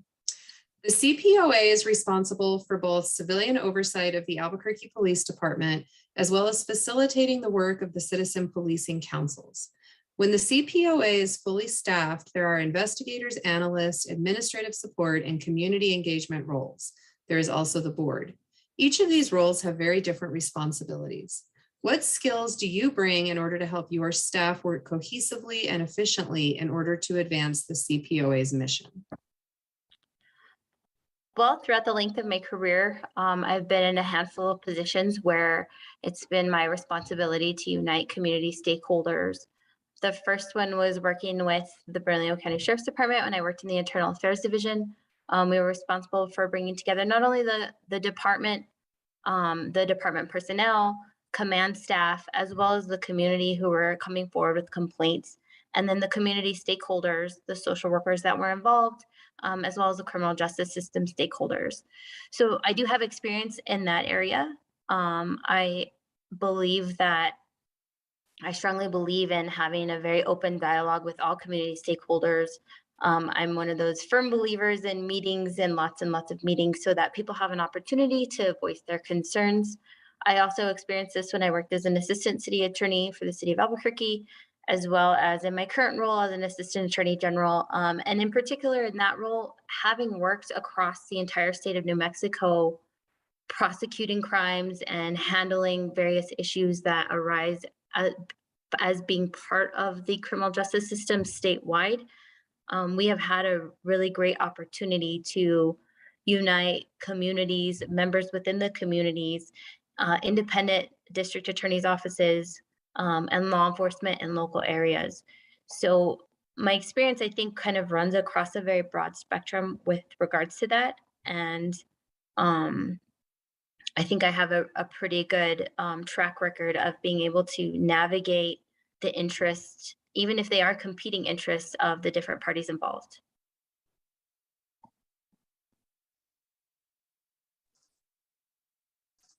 Next question. Please describe your approach to leadership and how your approach to leadership will enable the agency personnel and the CPOA board to act as a cohesive team. My first approach to leadership is recognizing the fact that everybody has an equal voice. It doesn't matter your position, it doesn't matter your background or what your area of expertise is. Everybody has an equal platform. And I think sometimes that is left out of forming these cohesive units in any setting, right? But I believe that, first of all, giving everybody equal amount of time, equal amount of opportunity to be heard and to address concerns, even getting down to, and I don't want to reiterate too much of what I submitted in my written response to the board's questions, but I do really believe in parsing out individual issues, even if it's what appears to be a very small issue. There are people who need to be heard. And in order for respect and camaraderie to be established, that's the very first rule, is not only giving everybody an equal opportunity to be heard, but to be heard in a thorough and meaningful way. And that, I think, would be my first approach in a leadership position, is to give everybody equal opportunities to voice whatever it is that they feel needs to be addressed. And if it can't be done in one setting or in one session, then we still have to address that and give people that meaningful opportunity to do that. A critical part of police oversight is ensuring that the CPOA is effective and responsive to community concerns. How do you think the CPOA can best interact with complainants and the broader community to ensure that they feel heard, supported, and that their complaints are receiving an appropriate investigation? I think there's a handful of different approaches to make sure that the community feels like they're part of this process. But I think the first thing is being on the ground and being present in the community, being present at community centers, being present as part of these community engaging events. And again, giving people that opportunity to interact with the people that they feel need to hear them. Sometimes I think that it can be a very intimidating process for members of the community, but if we approach members of the community with a very warm, welcome response, and invite them to bring things forward, we can start to collaborate and cooperate on getting to the bigger picture as far as this police and community relationship. I think the other part of that would be not only being, boots on the ground, so to speak, out in the community, but again, if somebody feels like they need to address, investigators or address the CPOA, and it's an inconvenient amount of time, or, it's not necessarily the person that they want to speak to. If they want to speak to somebody specifically, we need to hear those concerns. If it's something that takes several hours or a vast amount of resources within what's practical as far as the agency and the board goes, I think we need to give them that opportunity, as much of an opportunity as we can. There are some people that have a lot to say, and there are some people that really want to engage in that dialogue. And I think just providing that platform and ensuring that people know that it is a safe place and that they will have that opportunity to speak their piece. I think those are the first two steps and in establishing a better relationship. The next question is a two-part question. The CPOA exists at a sometimes difficult nexus of several different agencies and stakeholders. How do you view the relationship between the CPOA, CPOA Board, APD, the Albuquerque Police Officers Association, the city, the Department of Justice, and other stakeholders? And the second part, how would you work to build a better relationship with all of these stakeholders? Can you run through that list one more time? Sure. The CPOA, CPOA Board, APD, the Albuquerque Police Officers Association, the city, the Department of Justice, and other stakeholders.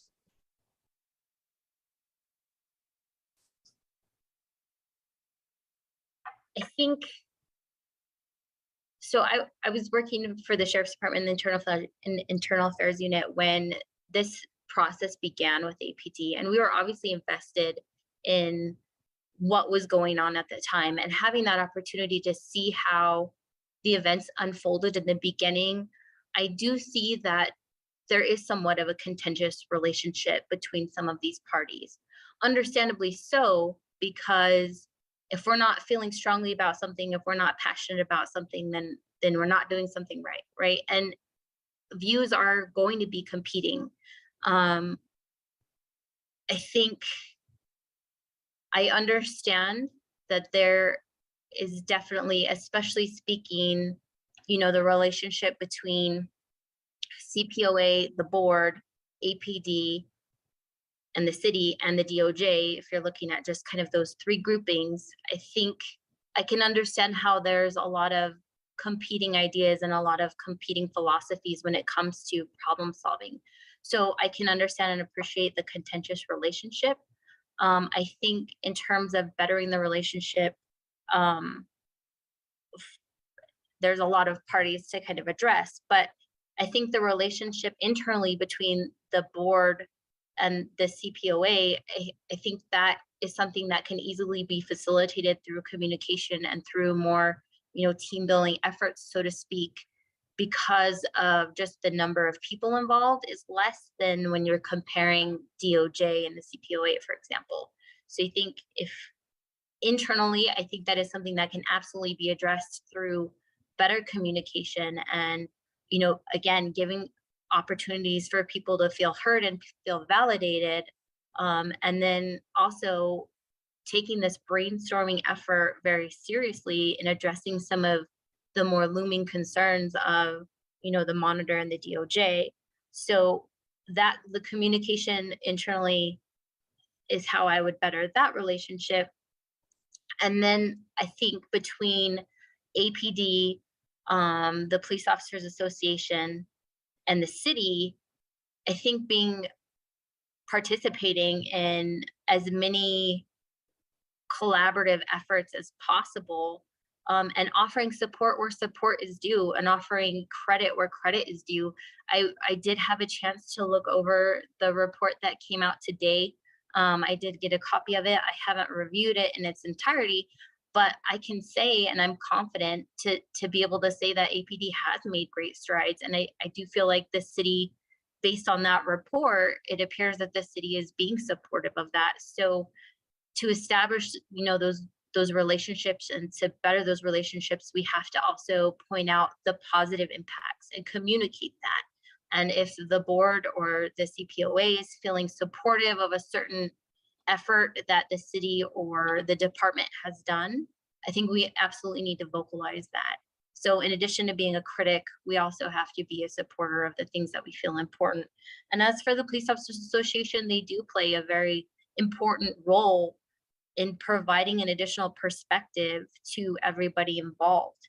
I think that's the voice for the people who are doing this job on the day-to-day, and the information that they provide is going to give a better understanding on how to triage these issues. So again, taking them very seriously and what they have to say and the concerns that they bring to the table, I think again we have to validate every party and participate with every party as often as possible. Next question. Tell us about your most challenging supervisory interpersonal experience to date.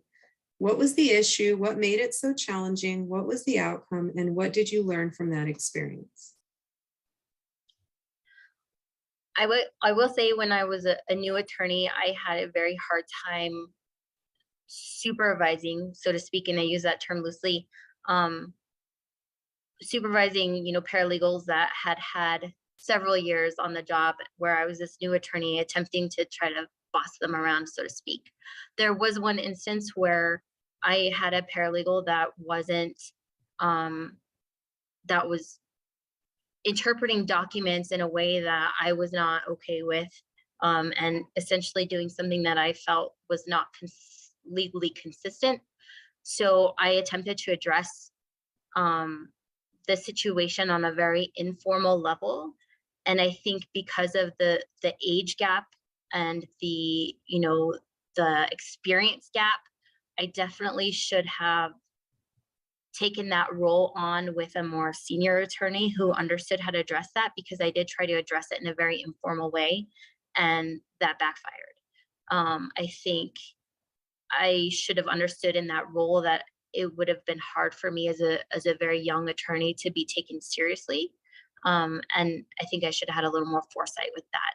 So initially it did backfire because I did try to address it on a very informal level. I was uncomfortable addressing something formally with somebody that I saw as, senior to me because of their amount of experience that they had.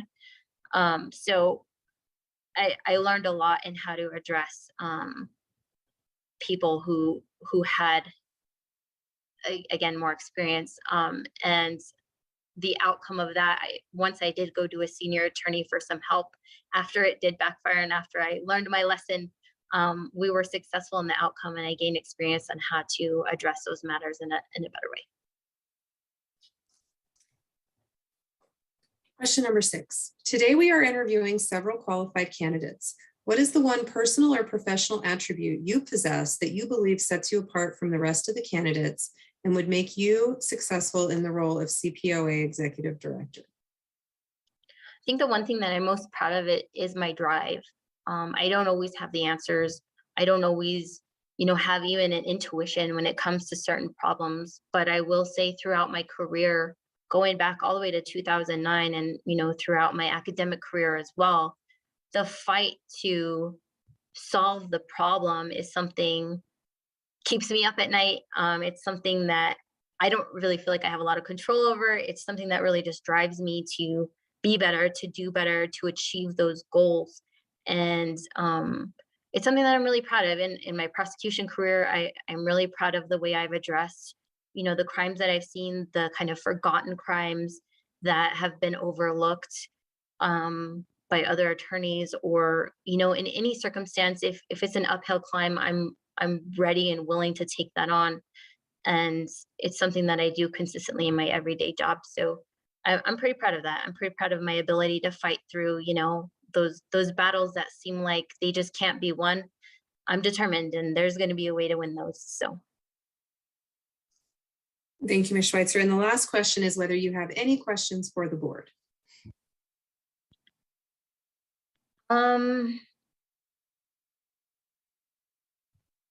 I did have, so in looking at the most recent report that I was able to skim over today when I received it, have the policy analyst, has that position been filled? The 2 other positions that there's now allocated funds for, have those been filled yet? No, they haven't. Okay. And the board positions, is it still at 5 out of 9? Is that right? Yes, that is correct. It's still 5 out of 9. Okay. We're hoping to have more board members real soon. Okay, great. That was my next question. So that answers all of that. Thank you.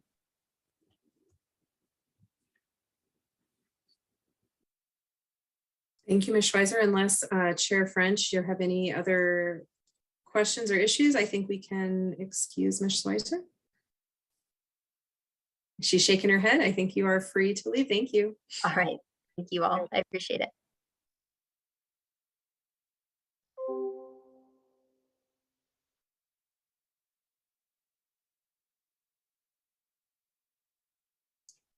Chair French, we don't have the last interviewee logged on yet. Okay, I think Ms. Samuel said she told him 5:45, but he could log on about 10 minutes early. She had asked them all not to log on early. And I should have said they could be in the waiting room, but she just asked them not to log on early. So we'll give him a few minutes.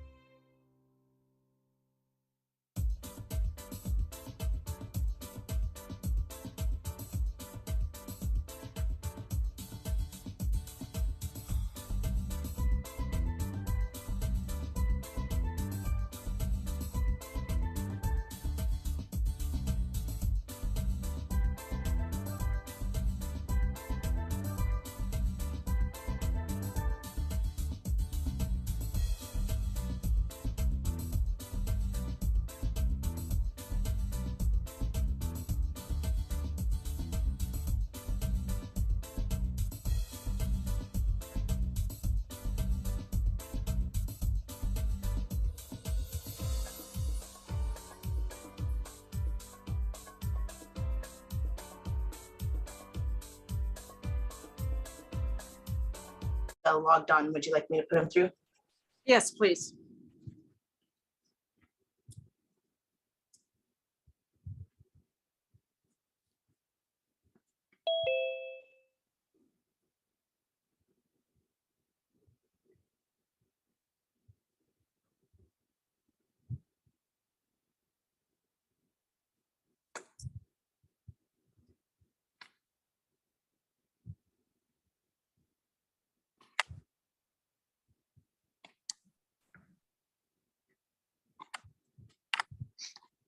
Hello. Hello, Mr. Vihil. Glad to see you with us. Hi, good to see you. And I'm going to turn it over to Ms. Gooch, our attorney, and she'll be asking the questions. All righty. Hi, Mr. Vihil. I have Hello. 6 questions tonight. All I right. will start with the first, and I will do my best to not rush you or speak over you. All right. The first question, the CPOA is responsible for both civilian oversight of the Albuquerque Police Department, as well as facilitating the work of the citizen policing councils. When the CPOA is fully staffed, there are investigators, analysts, administrative support, and community engagement roles. There's also the board. Each of these roles have very different responsibilities. What skills do you bring in order to help your staff work cohesively and efficiently in order to advance the CPOA's mission? Okay. Yeah, you're right. There definitely is a lot of moving pieces. The good thing about those moving pieces, however, is there is the foundation set with the policies and procedures of the CPOA and the board, and also what's said in the ordinance. So that sets a good foundation in terms of what the deliverables are, and just ensuring that you stay consistent with what at least the bare minimum requirements are in terms of what it should be produced by the various moving pieces. That's kind of like the guiding light.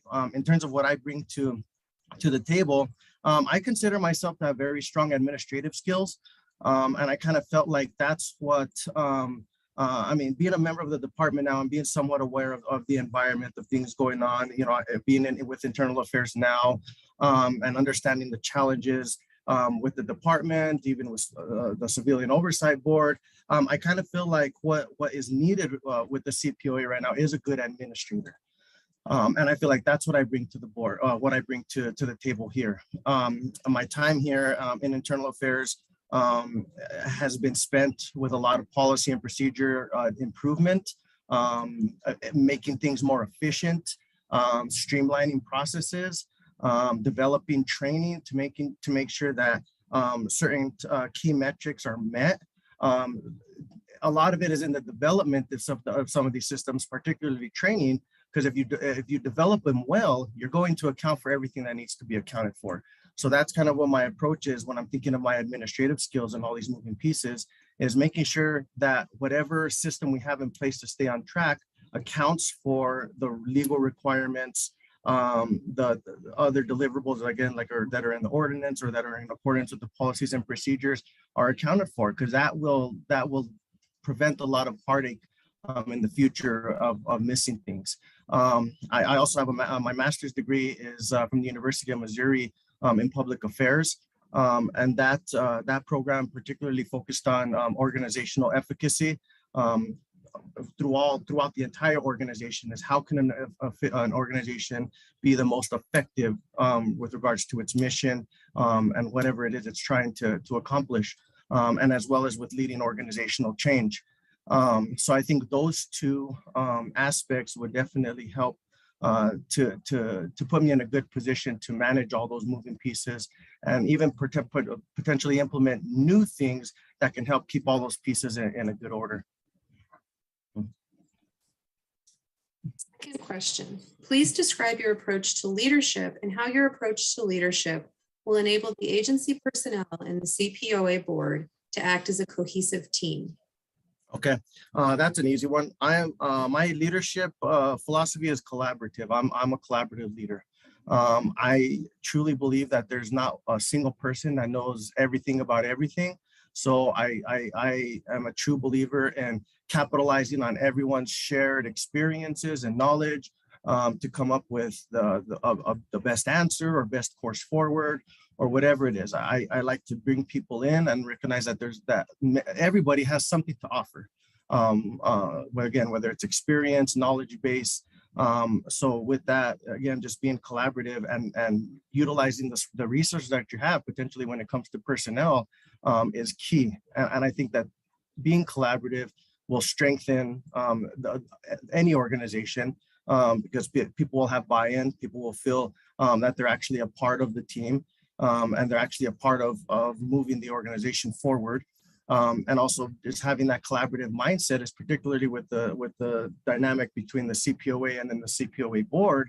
I would definitely just make sure that my mindset would be in a place to where I'm making sure that it's working well together because we're all on the same team. It's like one team, one dream is the way that I think about it. Again, that's just my overall collaborative mindset, and that sets the tone for my entire leadership. The next question. Critical part of police oversight is ensuring that the CPOA is effective and responsive to community concerns. How do you think the CPOA can best interact with complainants and the broader community to ensure that they feel heard, supported, and that their complaints are receiving an appropriate investigation? Okay. For me, that would be consistent communication. I think a lot of times where things fall by the wayside is when communication is sparse and it's not consistent.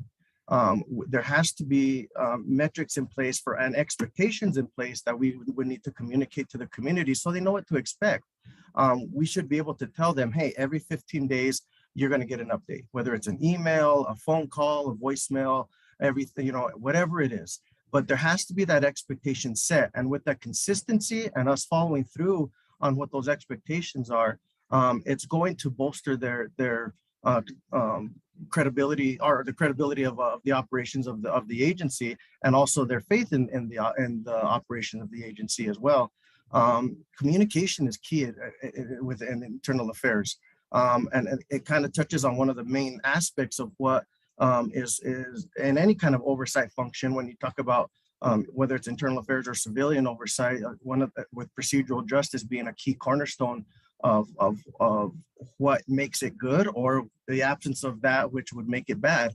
But with procedural justice, a huge thing is voice, and make sure people have voice within the process. And the only way that they're able to do that is if you talk to them and you incorporate them in the process. And again, being consistent with that communication and giving them expectations of when they can expect that communication is going to help. Again, it's going to alleviate any kind of concerns with not having faith in the process or them being unsure about the process.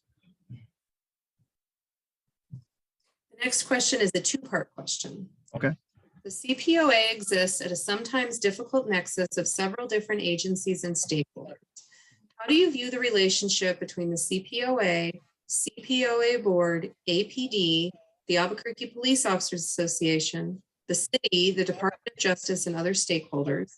And the second question is, how would you work to build a better relationship with all of these stakeholders?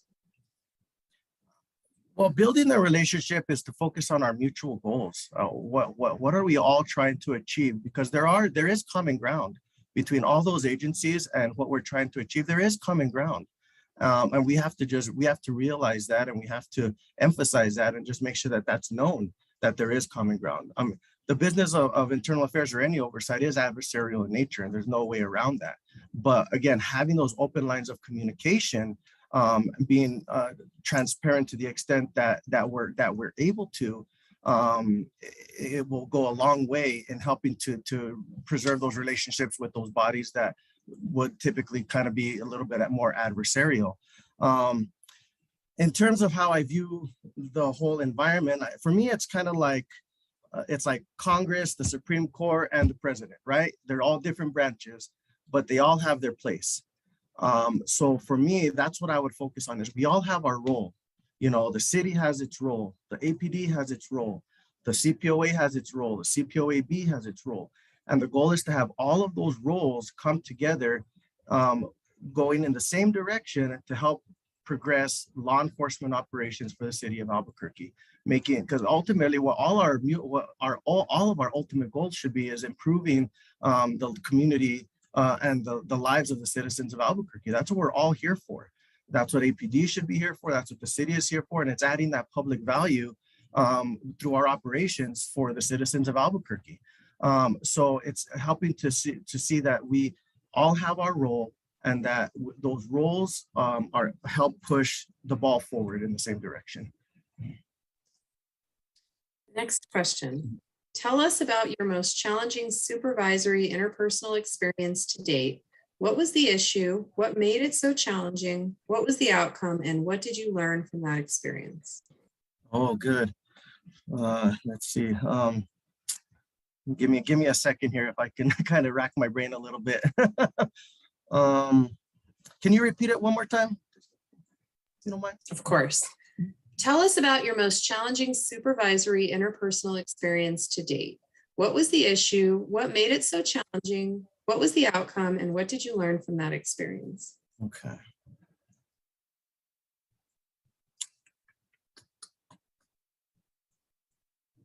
Let's see.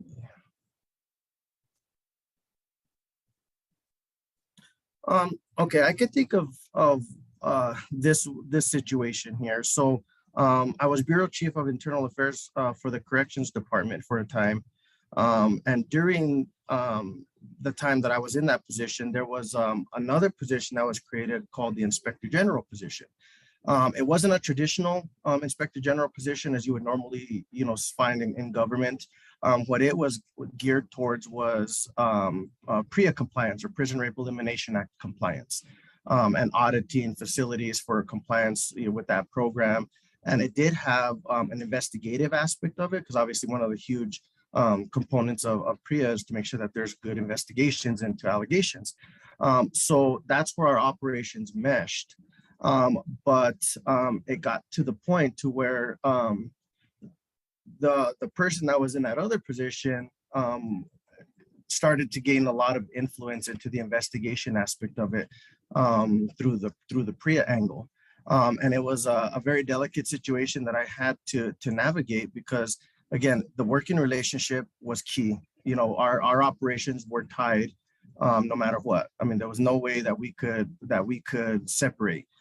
So I had to find a way to be diplomatic about certain things, but at the same time, still preserving the operations of my unit with regard to internal affairs investigations, because what we dealt with wasn't just PREA. We dealt with, a multitude of other issues within internal affairs. So I had to make sure that I still stayed conscious of our overall mission, in addition to what was going on the PREA side, and still navigate the influence that that other position was having within our overall operations of investigations.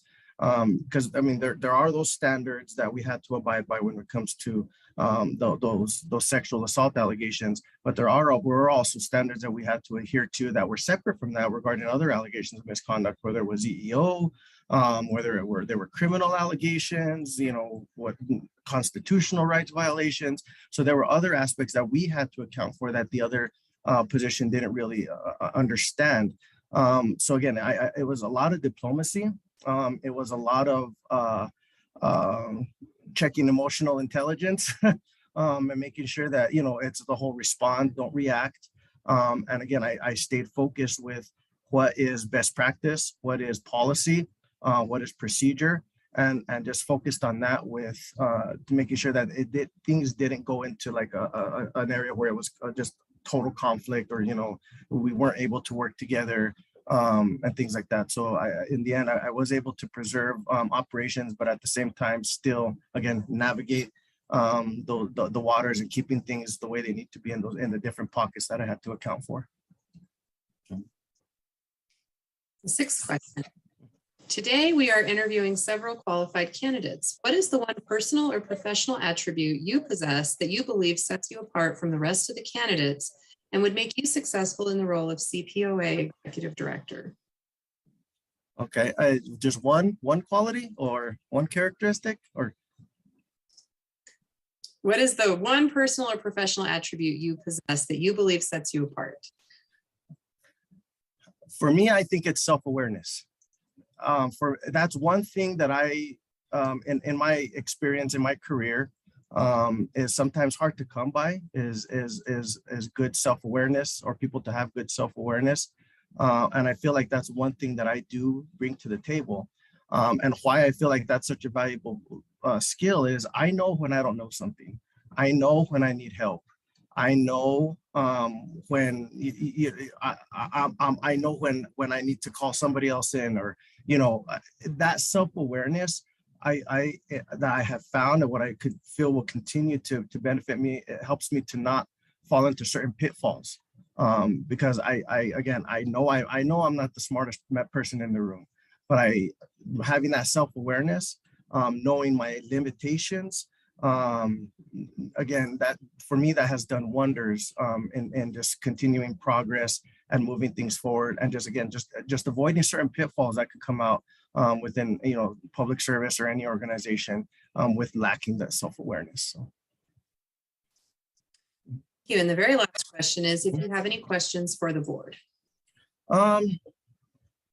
Yeah, so I mean, one thing that I'm curious about is just what would you guys consider as a good candidate, or I guess the most ideal candidate for the CPOA board, particularly at this time and this juncture?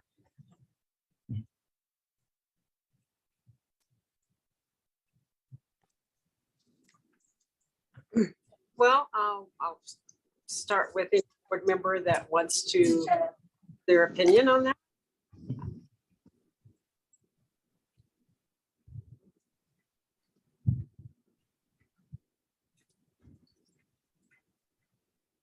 All right, fine. So I think that probably one of the more critical and immediate things that we need to see is somebody who can really come in, assess the situation, and implement some, I want to say some team building. That's not really quite hitting the nail on the head, but we've got some work to do within our own house. And then somebody who can manage that while also building those relationships. If you don't already have them, being local, you might already have quite a few of these. But we had, our previous executive director had really strong relationships with our partners, and I don't want to lose that. It was one of the strongest characteristics that he brought to the table, was the ability to bring everybody on board in a very diplomatic and very professional and positive moving way. And so I don't want to lose that and the momentum that's been in place there. But we need to move on to that next step in what civilian oversight looks like in Albuquerque. Yes. Those are kind of the three things that I think we need. Okay. Well, and if I may, before anyone else answers, just to kind of, if I may add something to what you just said there, again, being local, and you kind of hit it on the head, is, I mean, I could hit the ground running day one in this position, because I'm familiar with the department, I'm familiar with the landscape, with the city. I've worked with both the Force Division and Professional Standards Division of Internal Affairs, familiar with their processes, their procedures. There's not really going to be a big learning curve for me in regards to that. If anything, it'll be more of just an acclimation period, just to get used to the new environment, the people, personalities, things like that. But there's not going to be really much of a learning curve. I've been doing internal affairs since 2014, so I'm going on 8 years now. It's been my expertise during that time. Even being a subject matter expert within internal affairs for different agencies, conducting training, in regards to administrative and investigations in general. So I feel like that is something strong that I could bring to this table as well, to one, preserve what is already in place, but then to also help to progress to that next level. I mean, I'm a student of the craft. I don't think there's any secret to that. I mean, if you ever come look in my office, I mean, I make sure that I'm current on all the reports, on whatever is the latest and greatest with regards to my craft. Is I make sure I'm up to date with that. And that's one thing that I also value in the people that I'm in charge of, is that education and that empowerment for them too, to also make sure that they're equally educated within their craft and whatever operations that they're doing. And that's one of my big things. And when I'm thinking about building buy-in with people, it's that investment that I bring to the table with that mindset of, hey, I want to make you better. I want to make you the best at your job. That investment, or when they see that investment, it really has helped to build bridges with people.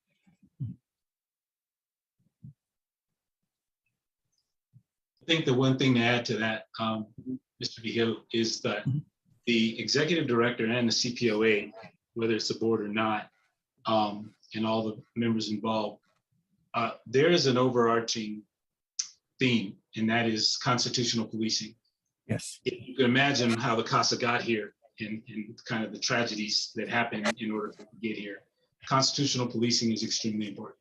Yes. And so upholding that on both sides of the fence is extremely important. So I think that that's one of the overarching things for the executive director is to understand that, but also be able to implement things that they need to, and involve themselves in activities that they need to ensure that that constitutional policing is happening with the citizens, as opposed to citizens being penalized or left out of the room when things are being considered that can impact the entire community. So yes, I want to drop that on you. Yes, definitely. And I 100% agree with that.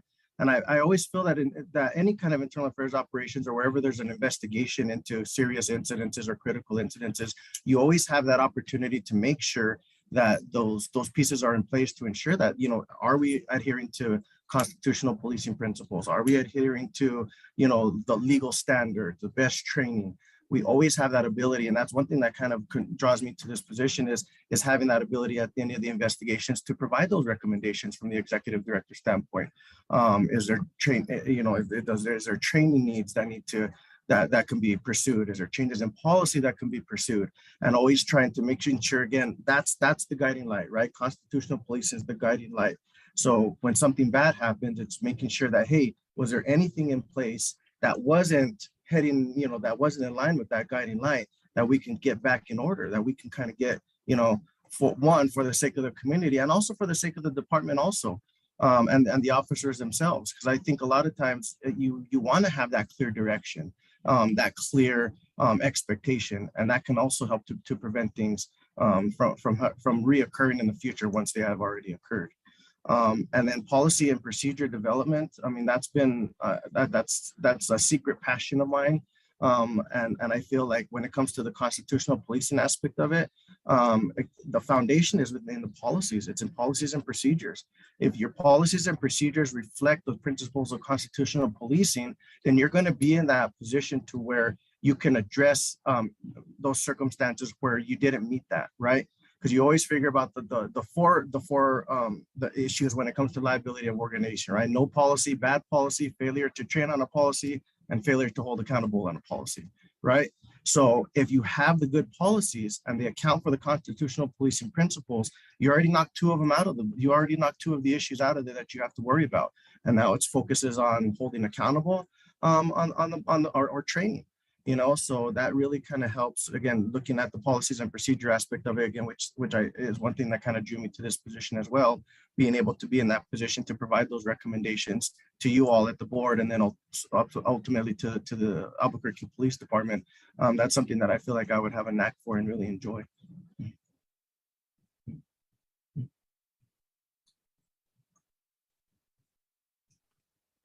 I don't think I have too much to add to that other than, you know, there's always room for it. And I with the executive director, I mean, take an overall review of the board, of the agency, and, you know, like with the strategic plan.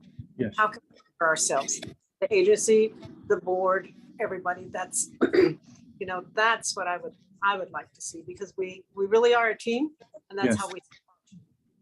Yes, definitely. And it's tough. I mean, even if you look at the literature on oversight and internal affairs, there's not a lot, you know, and they even recently changed from the verbiage of best practices to effective practices and best fit as the mindset when you're leading an oversight organization, because there isn't any best practices. Communities are different. There's different needs that arise, different issues that they're dealing with. You know, the socio-cultural contexts are always different variables. So again, it's tough. You have to always constantly be evaluating and assessing and accounting for again, what is an effective practice and is it working? Is it the best fit for this community? Because something could be good somewhere else, but that doesn't mean it's going to be good here. And something could not be good somewhere else, and it could be very good here. But you always having that mindset of, hey, we have to constantly keep evaluating and assessing and making sure that what's in place is the best fit for this community.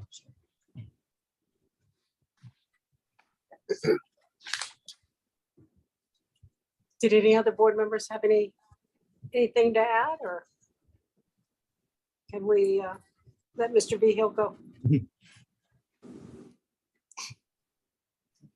I don't see any, so thank you. I appreciate you. Thank you. Thank you. And may I ask one more question? Just one more question, if I may. When do you all expect to make your decision? Today. Okay, today. Awesome. Okay.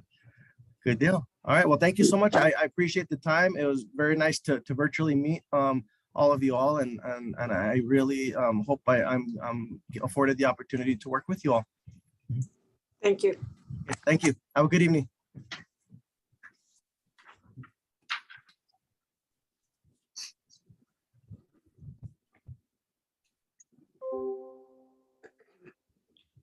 And we're going to move on to item number 7.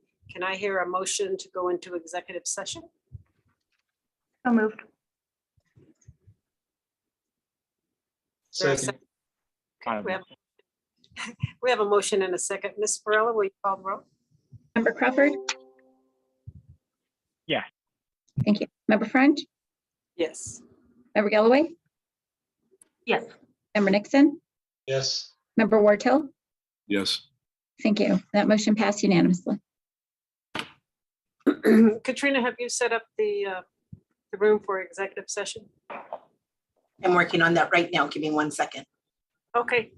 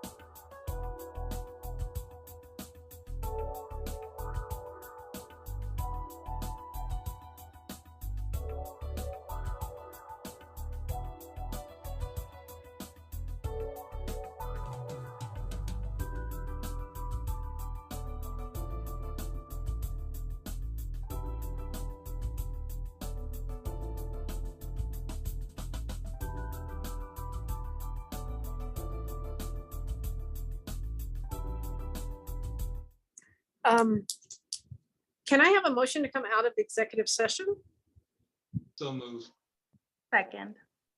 I have a motion and a second. Valerie, will you call the roll? Member Crawford? Yeah. Thank you. Member French? Yes. Member Galloway? Yes. Member Nixon? Yes. Member Wartell? Member Wartell? You're muted, sir.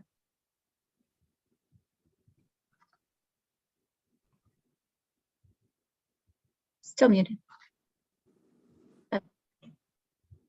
There you go. This is weird. It said at the bottom of my screen, it said Jesse Crawford was muted, and I just unmuted him, and that unmuted me. Oh. Okay. How I believe, weird. yeah, I believe your vote was yes. Is that correct? Yes. Thank you. That motion passed unanimously. Thank you. And for the record, nothing was discussed in executive session except what's noted on the agenda, personnel matters. That will move on to item 8. Is there a motion? Yes. So since the board has been in closed session and made a selection, I move that we move forward with the process and that the chair, as well as council, craft communications regarding the decision. And I move that. Second. We have a motion and a second. Ms. Barilla, will you call the roll? Member Crawford? Yeah. Member French? Yes. Member Galloway? Yes. Member Nixon? Yes. Member Wartell? Yes. Thank you. And that motion passed unanimously. Thank you. Is there any other business? Seeing none. Our next regular board meeting will be on May the 19th at 5 p.m. With that, is there a motion to adjourn? So moved. Second. Ms. Barilla, will you call the roll? Member Crawford? Yeah. Member French? Yes. Member Galloway? Yes. Yes. Member Wartell? Yes. Thank you. That motion passed unanimously and the time is 7:12. Thank you. Thank you.